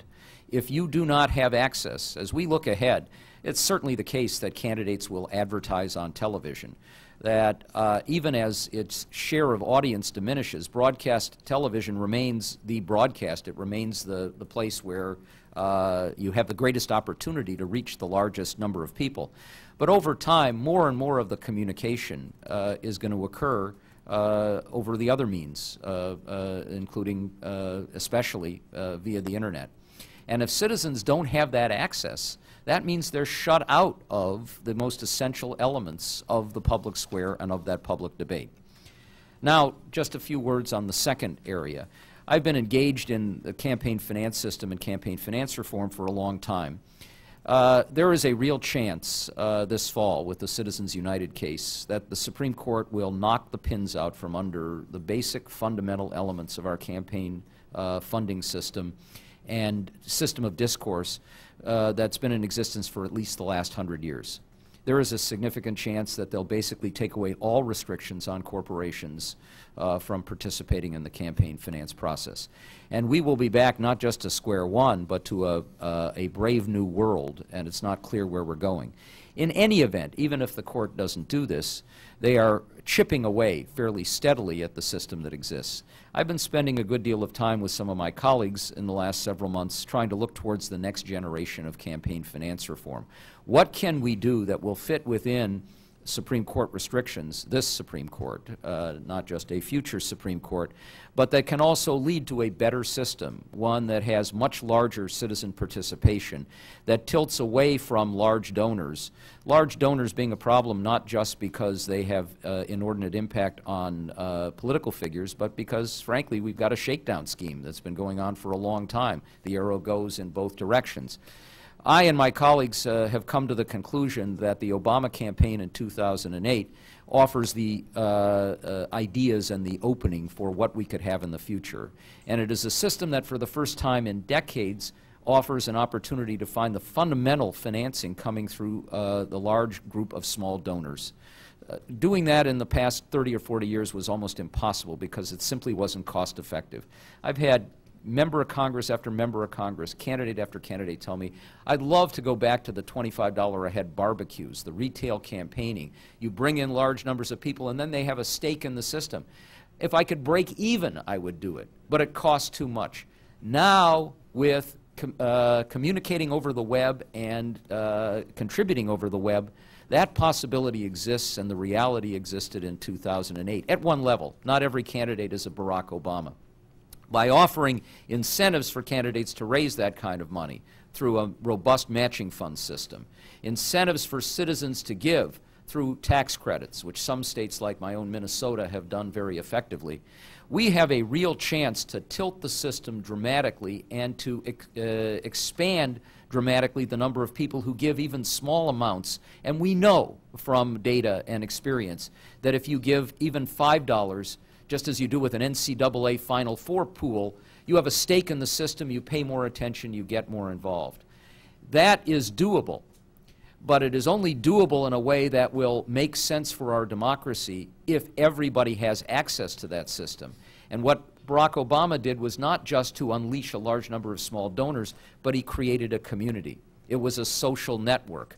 That leveraged the expansion of donors to do something more to expand democracy. If you can't communicate in that fashion with the largest group of people, including especially with those with limited resources, then we're not going to fulfill our goal of having a democracy with a campaign finance system that actually works to the benefit of all and not just the benefit of a few.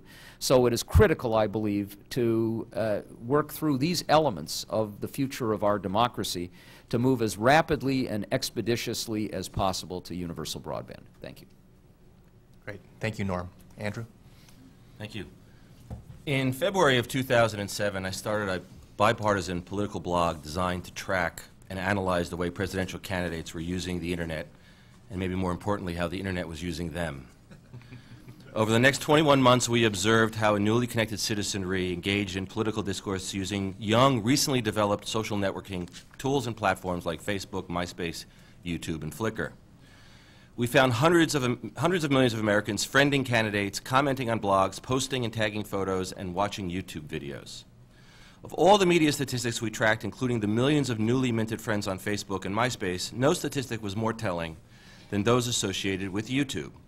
There were over 150 million views of political videos created by the candidates themselves in their quest for the Oval Office in 2008. Many of them achieved the holy grail of the web and went viral, being viewed by millions of people, sometimes in a matter of days or weeks. However, as great as this explosion of political candidate media may have been, it was dwarfed by video created by the citizens themselves. In the 2008 election cycle, there were over 1.3 billion views of political videos created by people independent of the candidates and the political parties. Many of you will remember a few of these highly visible videos. that not only became sensations on the web, but jumped to exposure on television. The Obama Girl, Yes We Can, and Dear Mr. Obama, which have achieved legendary status as we look back at the massive voter-generated content. But for every video that got hundreds of thousands or even millions of views, there were thousands more that were only seen by a few thousand or a few hundred people. This process of forming political opinion by people communicating amongst themselves is easily as old as our country's founding and goes back to the oral traditions of Socrates. In modern times, these conversations would build consensus would happen around a water cooler at the office, or around a dining table, or at the checkout line at a grocery store, or maybe even over the back fence. But in 2008, because of broadband's internet reach, these conversations are now on steroids. This became very clear to me about a year before the election itself, when my 82-year-old father, a self-professed frustrated technophobe, asked me to come over to his house to help him and my mom figure out how to send out more than one email out at a time.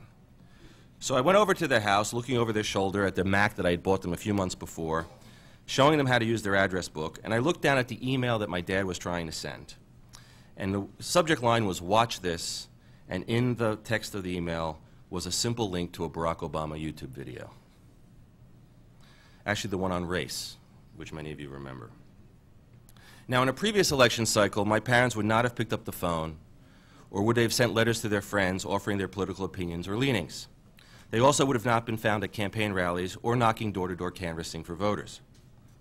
However, if they were sitting at a dinner party or at some other common social gathering with friends, and if politics came up as a topic, they certainly would have made their opinions and leanings known. But here in pre-internet, it would have taken my parents months and months to catch up with their friends in this way, and in a meaningful way, and only if the subject of politics was brought up. But here they were, reaching 50 of their friends in one afternoon that it would have taken them months to have reached the old-fashioned way. Because of broadband, my parents have become 21st century political pamphleteers and don't even know it. That's the good news. The bad news is that large segments of our population can't participate in the connected network public sphere.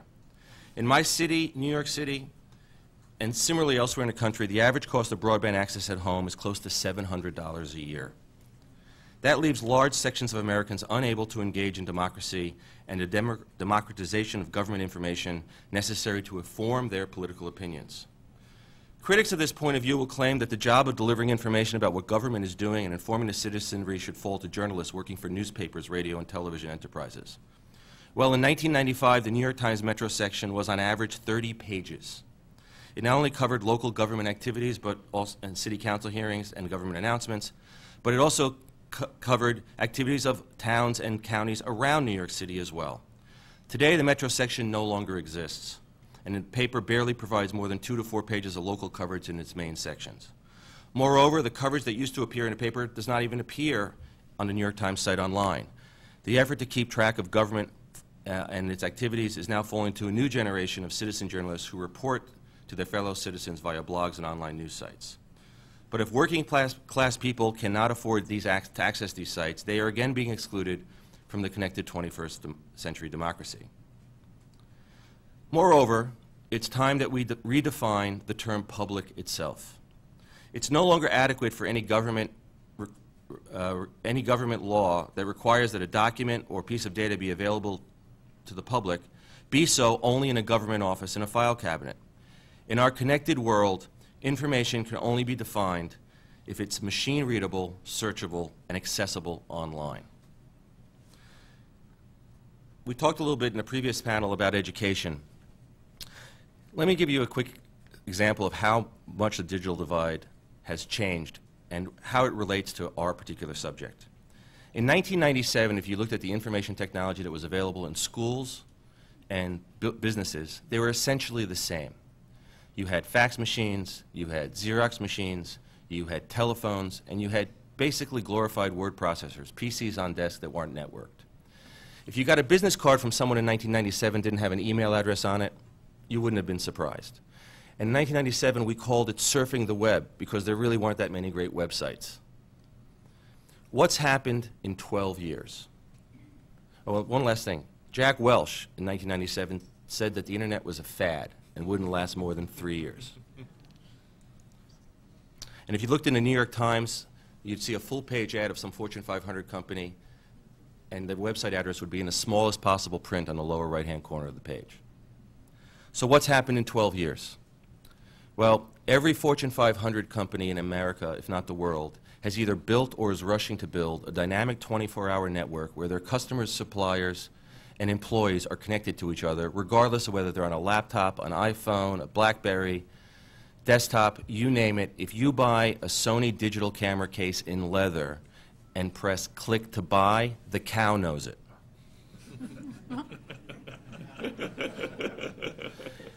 And if you were to get a business card from someone today that didn't have an email address on it, they either are a true Luddite or they did it on purpose. Where are we in schools? We spend massive amounts of time talking about wiring schools, but let me give you this small statistic. Schools are only open physically 15% of all the time in the year. If you add it up, what productive activity in the 21st century could be successful being accessible only 15% of the time? Imagine if we were able to connect our students, our teachers, and community leaders to each other and to all the world's information and learning resources on the same 24-hour dynamic networks that our businesses have figured out how to do in 12 years. And lastly, I'd just like to quickly make a comment about healthcare. I invested in a small company in Poland that figured out how to read EKGs by connecting 2 electrodes to people's chests and sending that signal through a small BlackBerry device sitting on a person's belt to their doctor or hospital. I'd like to ask the audience, how many of you think that within 10 years it's going to be possible for us to actually monitor people's hearts 24/7 to prevent people from dying of heart attacks or to bring them health care quickly in the event of an emergency? Just a show of hands. Within 10 years, more than 50% likelihood. So more than half the room agrees. We have to rush to deliver that future, not only for the health care of those people, but for the health care of our country and our democracy. Thank you. Thank you, Andrew. Ellen Goodman from the Rutgers School of Law. Ellen, the floor is yours.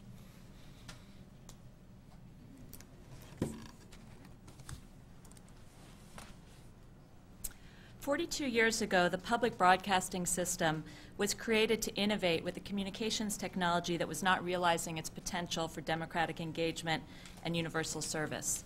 The system was structured to be local and community-oriented, to reach and to reach out to underserved communities, to provide access to information and communications infrastructure, and to engage publics with information and tools that would matter in their lives. But 20th century broadcast technology could only do so much. Now, with 21st century technology, public media has the possibility of fulfilling the vision of the Great Society. For this, we need broadband to allow all communities to experience the power and productive capacity of stories and information. To proactively engage the public, especially kids, minorities, and the underserved in the conversations of our time, and to support the production of information by amateurs and the public. Public media and broadband need each other to fulfill the 3 basic functions of public service media. And here I have 3 different C's than Mayor Richard. 2/3 are the same, 1/3 are the same: to create, to curate, and to connect. And I just want to illustrate these functions very selectively to show how technology can invigorate and actualize the public in public media. When we talk about creating for the broadband future in public media, it's not just about streaming Sesame Street or talking back to Frontline. Public media entities must rethink public service content needs and applications for a digitally networked environment. One of the highest priorities is addressing the loss of journalistic resources as papers close. NPR is joining with 12 public TV and radio stations and the NewsHour to pilot a project to strengthen local news reporting and web-first news operations. This and other news efforts create tools at the front and back ends to facilitate production, search, and public reuse online. They also harness citizen journalism. For example, Eyewitness, which is hosted online by the PBS series Frontline, is a program that combines webcams and Skype to enable citizens and experts on the ground to report on breaking news. So we might see one of Sam's videos on there. Public media has also always excelled in producing long-form documentaries that safeguard and foster democratic practices. Producers are increasingly linking these works to collective action. An example is Not in Our Town, which is a documentary that was first broadcast a decade ago about how residents in Billings, Montana, created a community initiative to combat local hate crimes. This model of citizen action inspired more Not in Our Town films over the next 10 years and a nationwide movement. And in 2007, leaders from more than 50 towns and cities gathered to create a national organization and social networking site. So with this, you can see how the original production and outreach became the connective tissue in the ensuing action and communication. An increasingly important role for public media is to curate public audio and video residing across platforms and buried in archives, as well as other professional and amateur digital works. The objective is to bring people to information and information to people. It's here, especially, that the trust reposed in public media entities like NPR, PBS, and their member stations becomes an invaluable asset. A good example is the Public Radio Exchange. Using an open platform, PRX brings local stations in search of content to new content creators and digitally distributes content through its public radio player on both open platforms through streaming and podcasting and closed platforms like the iPhone app. The content is rated and curated both by the public and by an editorial staff, in both cases helping to surface new talent. PRX currently indexes over 20,000 works, most of which can be clipped, mashed up, and remixed by the public. We need the same kind of innovation for video, and here it won't be truly public or meaningfully public without broadband. Public stations are moving from being principally media entities to becoming community hubs that use information, communications infrastructure, and physical plants to foster citizen engagement with each other and with information that makes a difference in their lives. These hubs connect technology to expression to action. Their effect is to grow the public media audience, as well as the appetite for broadband, and the sense in underserved populations especially that there is something for them and forms of expression that they can contribute in the digital media space. To really link communications to action requires training a new cadre of media makers. Several nonprofit programs outfit independent minority and public media makers with skills in multimedia production, including the National Black Programming Consortium's New Media Institute, which has activated hundreds of new voices. The new engagement model of public media is exemplified in St. Louis. The public station there, KETC, responded to the mortgage crisis by networking dozens of independent community organizations to help families save their homes from foreclosure.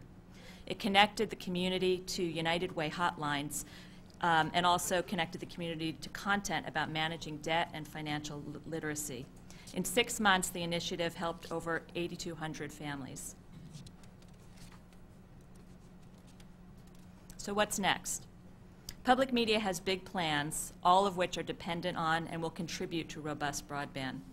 If there is a sustained investment in the development of scalable models, public media can catalyze innovation and ensure that people have access to vital information and the tools to communicate effectively with others. And I just want to mention here, because the mayor talked about an AmeriCorps, there is a proposal out there that is modeled on Teach for America, which is to have a public media corps, which would go into communities, maybe 100. I think the proposal is for about 15 or 20. And would not only go into underserved communities and provide assistance with technological literacy, but would also reach out to the gatekeepers and the leaders in these technology gatekeepers and leaders in these communities, for example, child care providers, caregivers for the elderly, educators, citizen journalists, and equip them with not only the technology but also the audiovisual know-how. to connect these communities to the possibilities of broadband and meaningful content.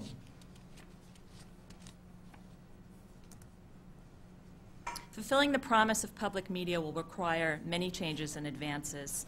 Chief among these is better broadband. Just as the original public broadcasting system was premised on universal broadcast service in every town and across every rural expanse, so too the new public media system will require universal broadband.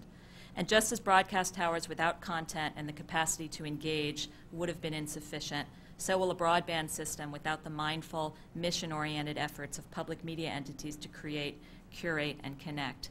Just to take one example, science education could move to a new level with access to HD video conferencing and immersive interactive databases, for example, databases of molecules or the cosmos that reside at America's leading research universities. So we could imagine students conferencing with NASA experts and collaborating with other classrooms across the country. We can do this now if schools have the necessary bandwidth. Jitter-free HD video conferencing requires 100 megabit stable connections, and access from multiple classrooms of about 20 students to the science curriculum of NOVA, for example, or Frontline's documentary resources, all of which are multiplying rapidly in terms of serving curricular needs, requires nearly a gigabit of bandwidth. Public media applications and content properly developed and deployed can capitalize on the multi-billion-dollar investment we've already made in public media infrastructure and content. And they can leverage the multi-billion-dollar investment we're now making in broadband to strengthen democratic engagement and quality of life. Thank you. Thank you, Ellen. We next turn to John Wunderlich from the Sunlight Foundation. Thank you. My name is John Wunderlich. I am the Policy Director for the Sunlight Foundation. We are a nonpartisan nonprofit dedicated to using the power of the Internet to catalyze greater government transparency. At the heart of all of our work is a deep appreciation for the transformational power of online technology.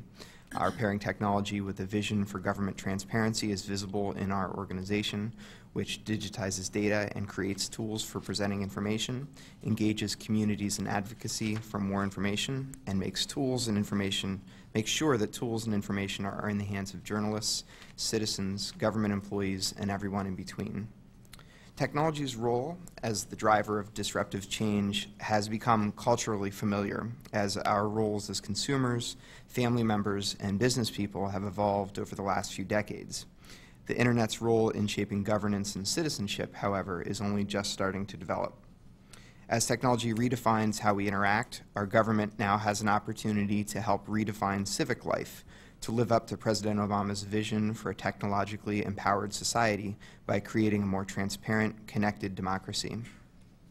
I'd like to point out two primary constraints that will determine just how connected and transparent government can become as we adjust to this new technology. First, digital citizenship will only be available to those Americans who have access to the tools and infrastructure necessary to be a part of the growing national digital sphere. And as the FCC addresses its mandate to promote access, broadband policy should be driven in part by what the Internet access makes possible. Digital technology creates new forms of agency for all citizens.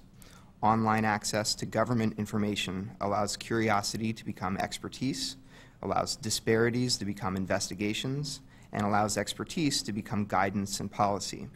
Citizenship can only transform into a more mature and relevant form, fulfilling the potential of a nationally connected citizenry, when the government is willing to make our vital national information truly public, and that means online and in real time. Most fundamentally, government must commit to modernized disclosure of ethics and influence data. Among government's primary responsibilities is to preserve the public trust on which it's built. The Sunlight Foundation has maintained a particular focus on creating digital access to this information, which includes campaign contributions, earmarks, lobbying records, and personal financial disclosure statements.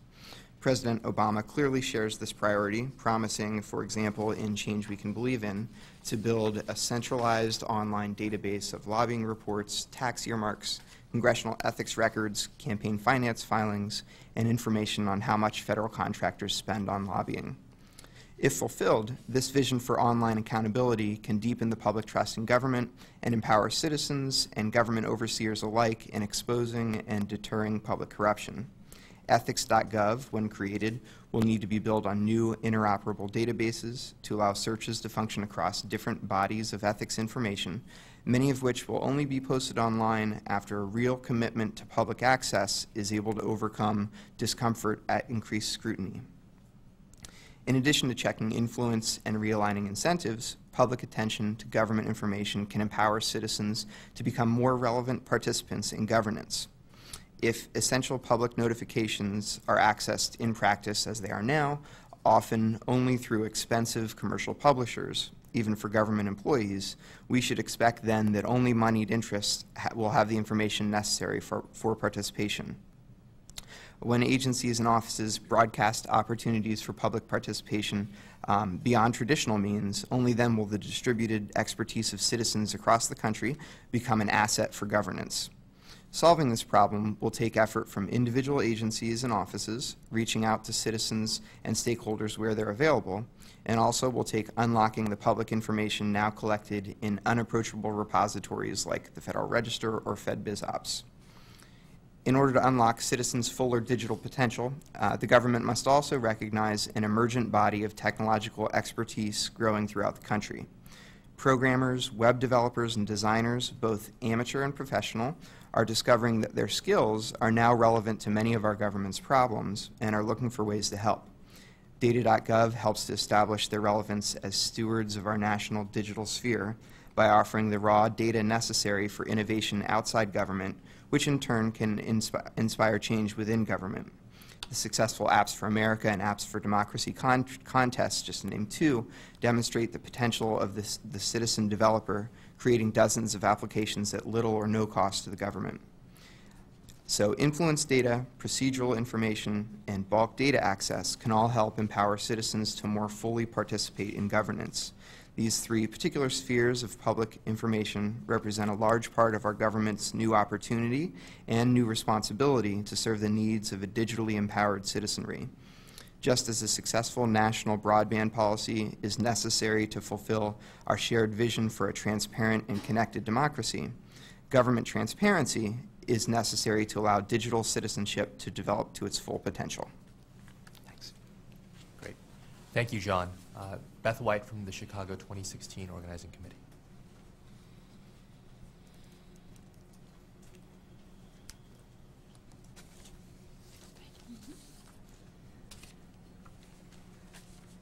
Andrew actually reminded me of a kind of a amusing anecdote along the same lines. But when I started to work at Salt Lake City, I worked on the Winter Games in 2002, and I went to leave one evening, and my boss was online, and I told him I was leaving, and he said, "Oh, you caught me doing my guilty pleasure now that I can find things on the internet." He grew up in a place called Pleasant Hills, Oregon, which is a little town.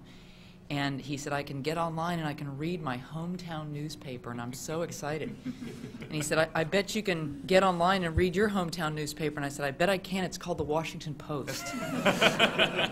So I beat him to that one slightly. One of the things that we're trying to do in Chicago, obviously, is bring the games. And to use DC speak, it's an election. And you know, we've got a message which is we need people to back the bid, and we're trying to communicate to 108 voters of the IOC, and to do that, looking at what is the best medium to kind of best communicate with them, as well as the citizens of Chicago, to educate them on what it is our bid is about, and what we're trying to do in this, what we believe is it could be a transformative experience for the city. The couple things that we're trying to do is we're trying to raise money for the bid.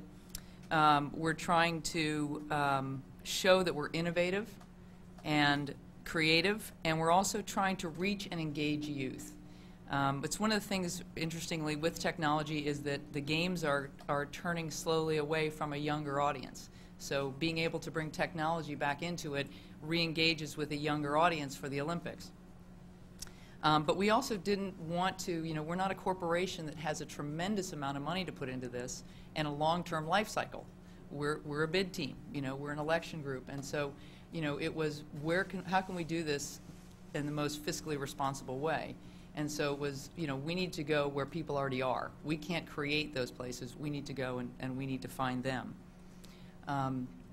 Obviously, our audience is Chicago and people who are, national patriots excited about the games. Torchbearers, we call that people who are excited about the Olympics, and as well as youth. And then secondary, the IOC, athletes, volunteers. Interestingly, we've volunteers, we've used this to sign up over 20,000 volunteers, and they're also now able to get online to check their hours, to kind of find out other events that are coming up. And as an interesting offshoot to that, I'm also involved with a program we're doing called 50 Wards in 50 Days leading up to the election, where we're going out to all the wards in Chicago and talking to them about the bid. And one of the #1 things they're concerned about is jobs.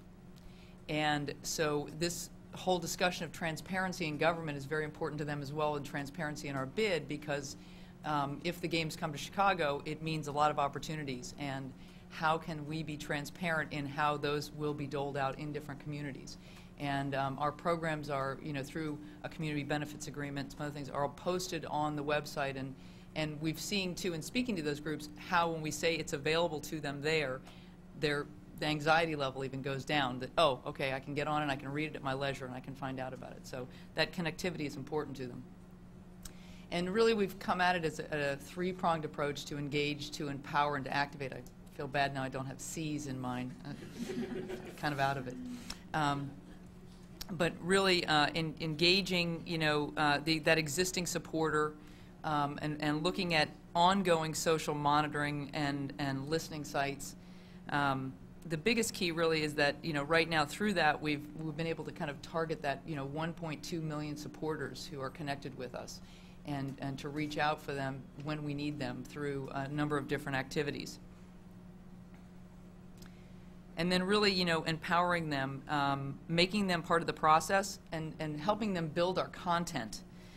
We have video contests. We talked a number of times here about YouTube, and we put together a program called Why Chicago, and people put together their own videos of why they felt Chicago was a great city to host the Olympics, and just enabling them to be part of the process that is reaching out to the IOC and selling their city, and really including them in that. And then also to activate them. We had a National Olympic Day in May, and I think there was like 1,500 people came the year before, and through Twitter posts, blogs, email, and Facebook postings, we rallied 20,000 people to a celebration at North Avenue Beach, which was astounding. We also have a new application that we're working on called Sport Finder, where somebody can get on, a volunteer, somebody who's plugged into the Friends of Facebook, and say, I want to do beach volleyball at North Avenue Beach Wednesday at 6 o'clock. Who else wants to come? And so by layering that on to the other activities that are going on too, we can help them connect, find activities, find each other on these sites, and keep them engaged in what it is we're doing. We actually have another program too that we're working on with, it's called World Sport Chicago, and it is trying to engage youth in programs in the city paired with the Park District and private funding that the bid is bringing. And one of the things we have challenges with is that there are, a lot of these kids are in areas that they can't safely get to these programs. So one of the things we're looking at is this application is in the same way to get people to drive kids to these sites, to get volunteers or even off-duty police officers to be bringing them to and from some of these sites so they can remain engaged in activities.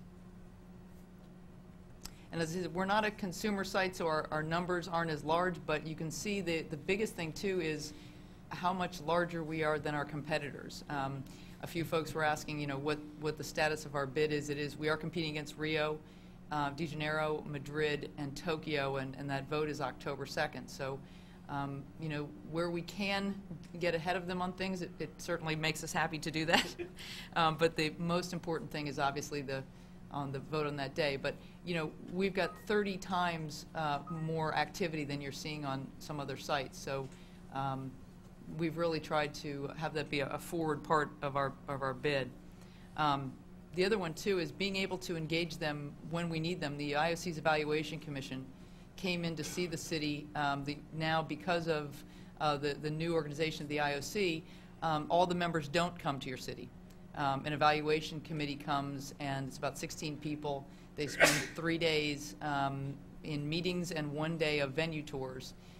So that 1 day when they're outside of the city, you really want them to see the people are supporting the bid. And you know, we went through our Facebook page and asked fans to help us out. It grew 50% in that week, and we used all the networking sites to get them to places where the bus was going, so that fans were there with back the bid posters and signs, and actually there were people live going on and saying, I think there's protesters at North Avenue Beach, and the whole group would run over to the other section so they could swarm the protesters and have more supporters than, and they really only were about 2 or 3. One angry guy with a golf club, I don't know what he was talking about.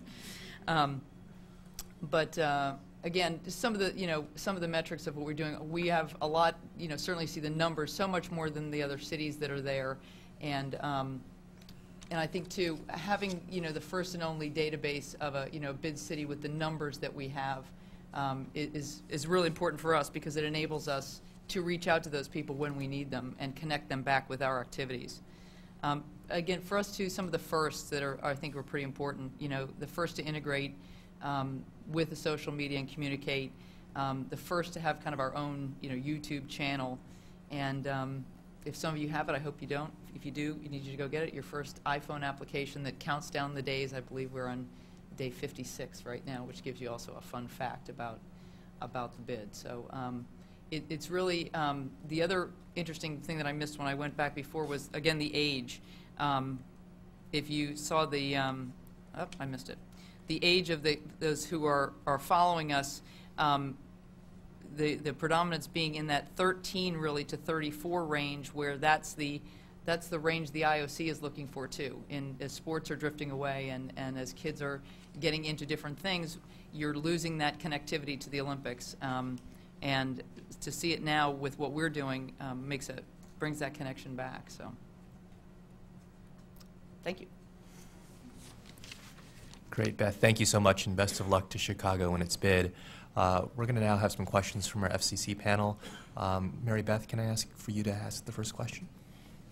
Well, I've been thinking about, as we move from the physical public square to a national virtual public square, and you all have kind of looked back at changes that you've seen over the last couple years, over the last 12 years. I mean, what is the experience that what do you predict for the next 12 months or the next couple years with the use of broadband and applications and things that we should be thinking about as we move forward? I think we're going to have a fairly rocky period ahead, in part because but I hope one that will bring some innovation. People are cocooning more and more, and what we're losing, it seems to me, in the public square is that common set of facts around which debate can emerge. We're getting people who are turning to websites, blogs, and cable television channels that simply reinforce what they already believe or know, and often things that are not true. So it's going to take a while for us to move away from what I think is a quite destructive discourse. And what we need now is some innovation that can move us back in a virtual forum and maybe using a lot of these different tools. And I am hoping that public broadcasting will be a very significant vehicle for this, that can induce people to come and have an interesting experience, but where we can rebuild a set of common facts around which to have our arguments. I think the trend that I would point out is that barriers are decreasing. I think that Vivek Kundra pointed this out this morning. If you made a website in Andrew's 1997, the first step would be to learn how to code in HTML.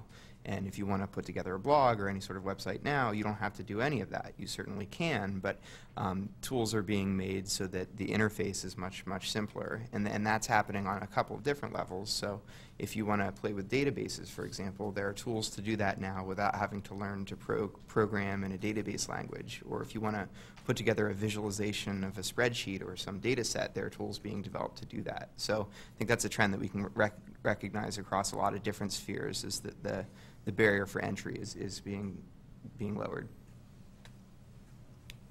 Steve? Great. Thank you. Ellen gave some great examples of how public television can connect to an online presence, and I would love to hear the panel's advice. Call it public media. Public media, sorry. I wrote public media on here, I promise. I would love some perspectives or examples of other best practices where technology or broadband can address the somewhat growing digital divide, almost civic divide that we see in the country. And along with those examples, I'd love to hear if you have advice for people that are maybe connected to the internet to address and engage with people who are not connected to the internet in their same communities. In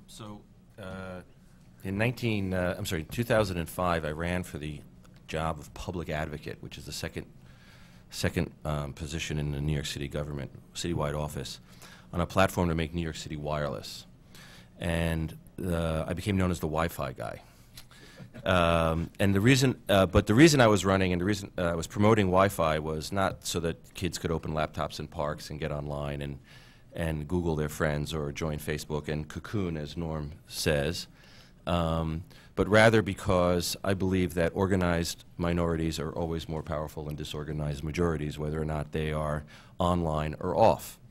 And in New York City, a city council hearing that might address an important funding issue around health care or education or community development happens on a Wednesday at 10 o'clock in the morning when very few working class people are able to attend.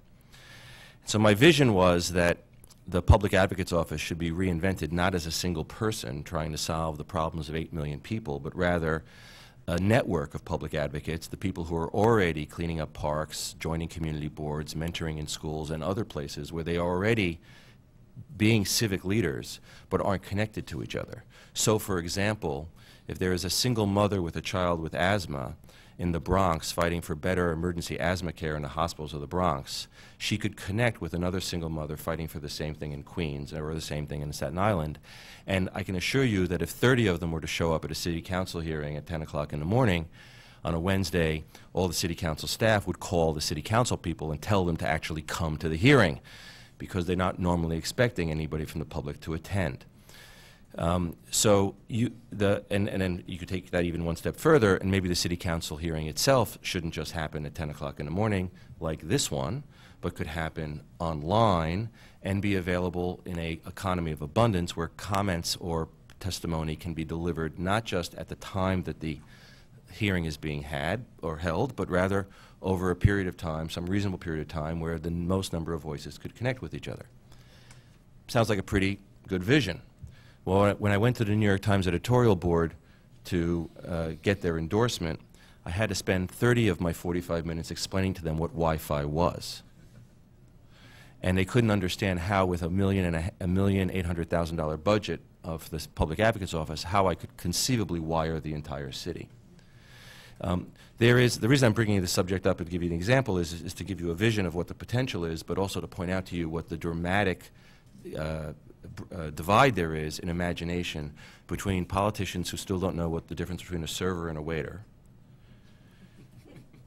and the potential of a connected citizenry to reinvent democracy and civic engagement and to remove probably the most damaging element in our democracy, which is apathy.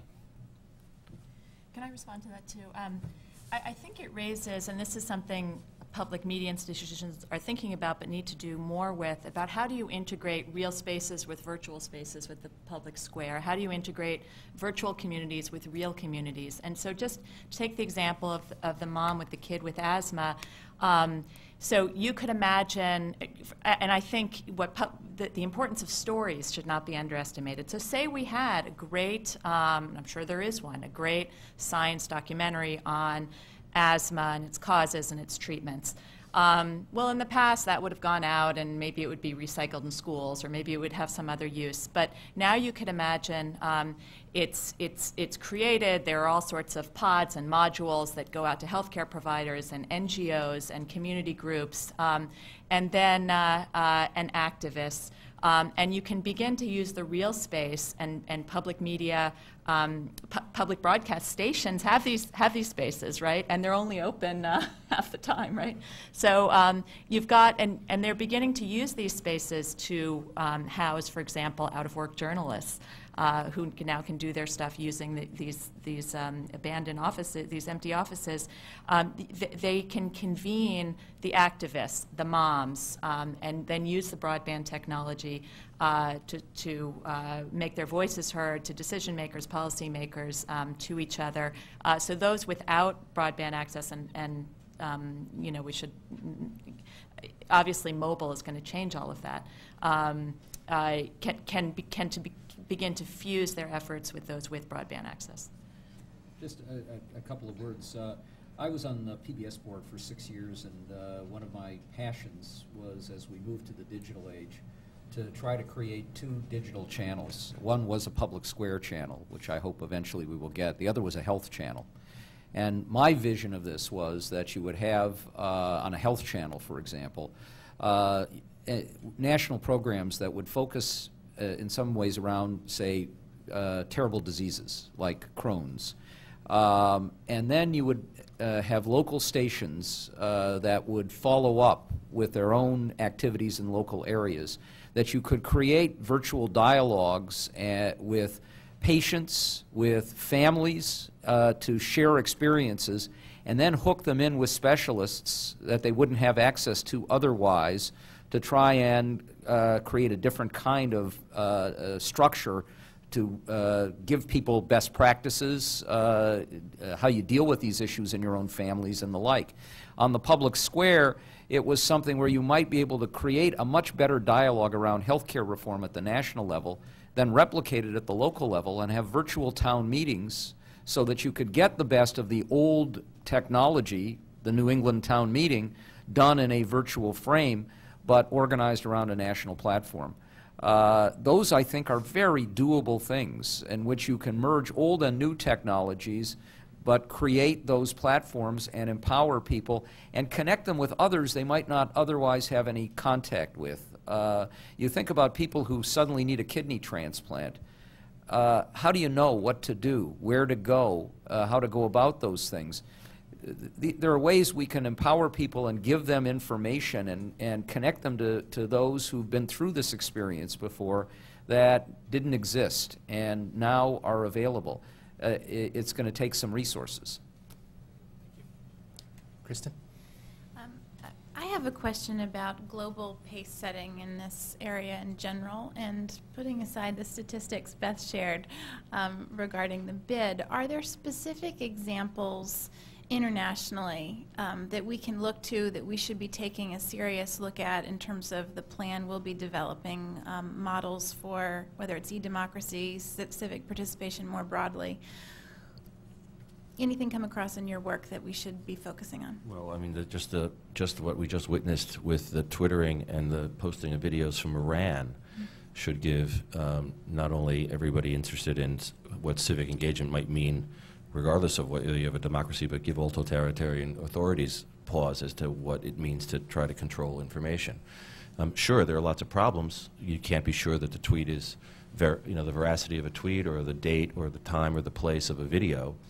But we're clearly seeing a connected world of 7 billion people, where 80 to 90% of them by the year 2012 are going to be connected to cell phones, and the cell phones that they're going to, or let's call them 3G phones, because by the time we get to 2012, the phones they're going to have are going to make the iPhone of today look like a Motorola brick from 5 years ago or 10 years ago.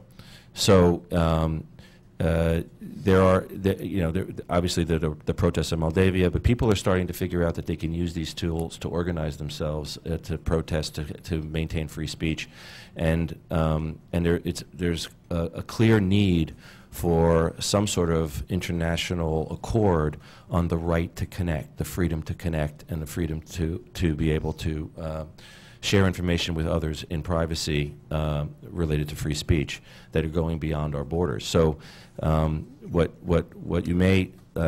we can pretty much predict with some certainty now is that borders and nation states are going to start being thought of differently, mainly as the places where we keep the guns and the soldiers, and citizens are going to start connecting with each other, and we're going to see an age of 21st century diplomacy, citizen-to-citizen diplomacy, where we go from P to P, to P to P to G, and G being government.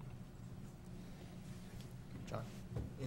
In the context of IT in legislatures, there's a very strong example in the Global Center for ICT in Parliaments, which is co-organized out of the United Nations, and they I think provide a great example where sometimes countries in Africa or countries that are still developing have a stronger or more transparent legislature because they don't have to fight against entrenched interests or to reinvent legacy systems that they've already invested in. So I think that's one context where you can see really strong coordination and sharing of best practices and a rigorous study of exactly what is necessary to make a legislature transparent and enabled through, they would call it ICT. We have a question for you, John, and this probably also applies to you, Beth, as well, from our online audience, Walter Neary from Lakewood, Washington. The question is, what 2 or 3 specific steps would you recommend that the average person take to help drive a more engaged government, and what specific steps should the citizen take now? Well, I would say one of the first ones is to find out what's going on near you and to understand who your representatives are and what the different levels of government are around you, to engage in that. And then the first question that, to me, one should always ask yourself when becoming involved is, what is knowable in this space? I think that's one of the most powerful things you can do to begin with, is say, what can I know about here? Because that information is what allows you to be an actor. And then beyond that, other things, I would say the other big thing is to become technologically competent and to experiment online and to engage in communities. And I think for a lot of people, for jumping in and making a first blog post or commenting or emailing a letter to the editor for the first time, that's very uncomfortable for people at first. But after diving in and starting to do it, it becomes addictive. It can be very empowering. So I would say experimenting with civic activism online generally and feeling like it's okay to make mistakes would be the other piece of advice. And I would just say, to echo, I think the comments we heard before from the mayor, is finding out, what's out there. As we were doing these meetings through, Chicago and working with these people, each one of these aldermen's office, often the constituency is unaware of the things that are available. And I think as we're seeing with the programs we talked about earlier this morning, where things are becoming easier to follow, easier to find, and a little more user-friendly in that dashboard mode of being able to look things up. We've done the same thing with our site. We have, trying not to bury things, trying to make them easy to find, and so they know what it is. Let's use it, to knowable, to what they're looking for, and asking for it. I think that's the other thing too, is asking your elected officials for that and talking to them. These aldermanic meetings that we've been going through and meeting with these folks, that they're there and they're taking those notes and they want to hear what it is people are looking for in their government. Thank you. I'm going to open it up, the floor to our audience here in Washington, if there are any questions.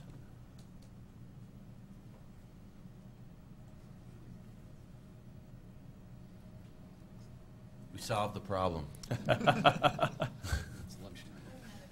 Yep, Kristen, please. Will we ever see online voting in our democracy, and would that be desirable? The latter answer is no. We're already running into significant problems with vote by mail and other kinds of remote voting. Difficulties that we see there's a much higher level of corruption when you lose the zone of privacy that occurs in a voting booth. And we're nowhere near the point that you could have online voting without the possibility of some massive intervention from outside or ways of corrupting the process. We had there was a conference that Cisco sponsored a couple of years ago at Brookings where the giants of the internet world were saying, to be able to do this with any level of real certainty that you didn't have somebody manipulating the process would take a long time. But even if you can get there, voting should be a community experience, a collective experience. We should encourage people to go to the polls and to vote, to be with their citizens, but then do that supremely private act in with a closed curtain of voting. And the damage to the civic fabric that comes if you can do this at home, I think, is just very, very great. So I hope it doesn't happen, but I think even if we move in that direction, and perhaps inexorably we will, because people like convenience and it's cheaper, we're going to have to take a long time to solve some of the other problems that would come with it. I have to take a completely contrarian point of view and say that I believe that we are going to see online voting, but with the proviso that the term online will be redefined and the term voting will be redefined. An example, and it's just a nascent example, of people voting and creating something of value is Wikipedia, where there's over 200 million total hours of human time put in together, where people through reputations develop a consensus about what they think is the most important information about any given topic. And so they may not have actually gone into a voting booth and pulled a lever, but they voted through a process that was collaborative, crowdsourced, and technologically enhanced. And if you think about our democracy's failure to actually expand voting beyond Tuesdays, the lack of ballot access because of technological lack of imagination, and a lack of vision about how to create a civically engaged society that does more than just pull a lever, yes or no, but could conceivably leave a comment, which may not change the vote, but the total comments. Could you imagine what a tag cloud of comments would look like post an election? We have an opportunity to reinvent voting in our lifetime to make voting as we think of it today in a voting booth look like a horse-drawn buggy does to somebody on an Acela. Well, please join me in thanking each of our panelists. And I'd like to personally thank all of our speakers for contributing their thoughts and insights to the workshop on open government and civic engagement today. Each of them has demonstrated that broadband, as a disruptive technology, can energize open government initiatives and transform civic engagement. I'd like to point out that, in our use of new online technologies, we had, at our peak, over 175 individuals participating online, over 125 individuals through the WebEx platform, and approximately 15 individuals at its peak on Second Life. To our audience here in Washington, you were augmented by more than 175 others online. As we close today, I invite and encourage each of you to continue your participation by providing your thoughts, questions, and insights online at www.broadband.gov. Thank you to each and every one of you for being here today, and we look forward to seeing you at the next workshop. Thank you.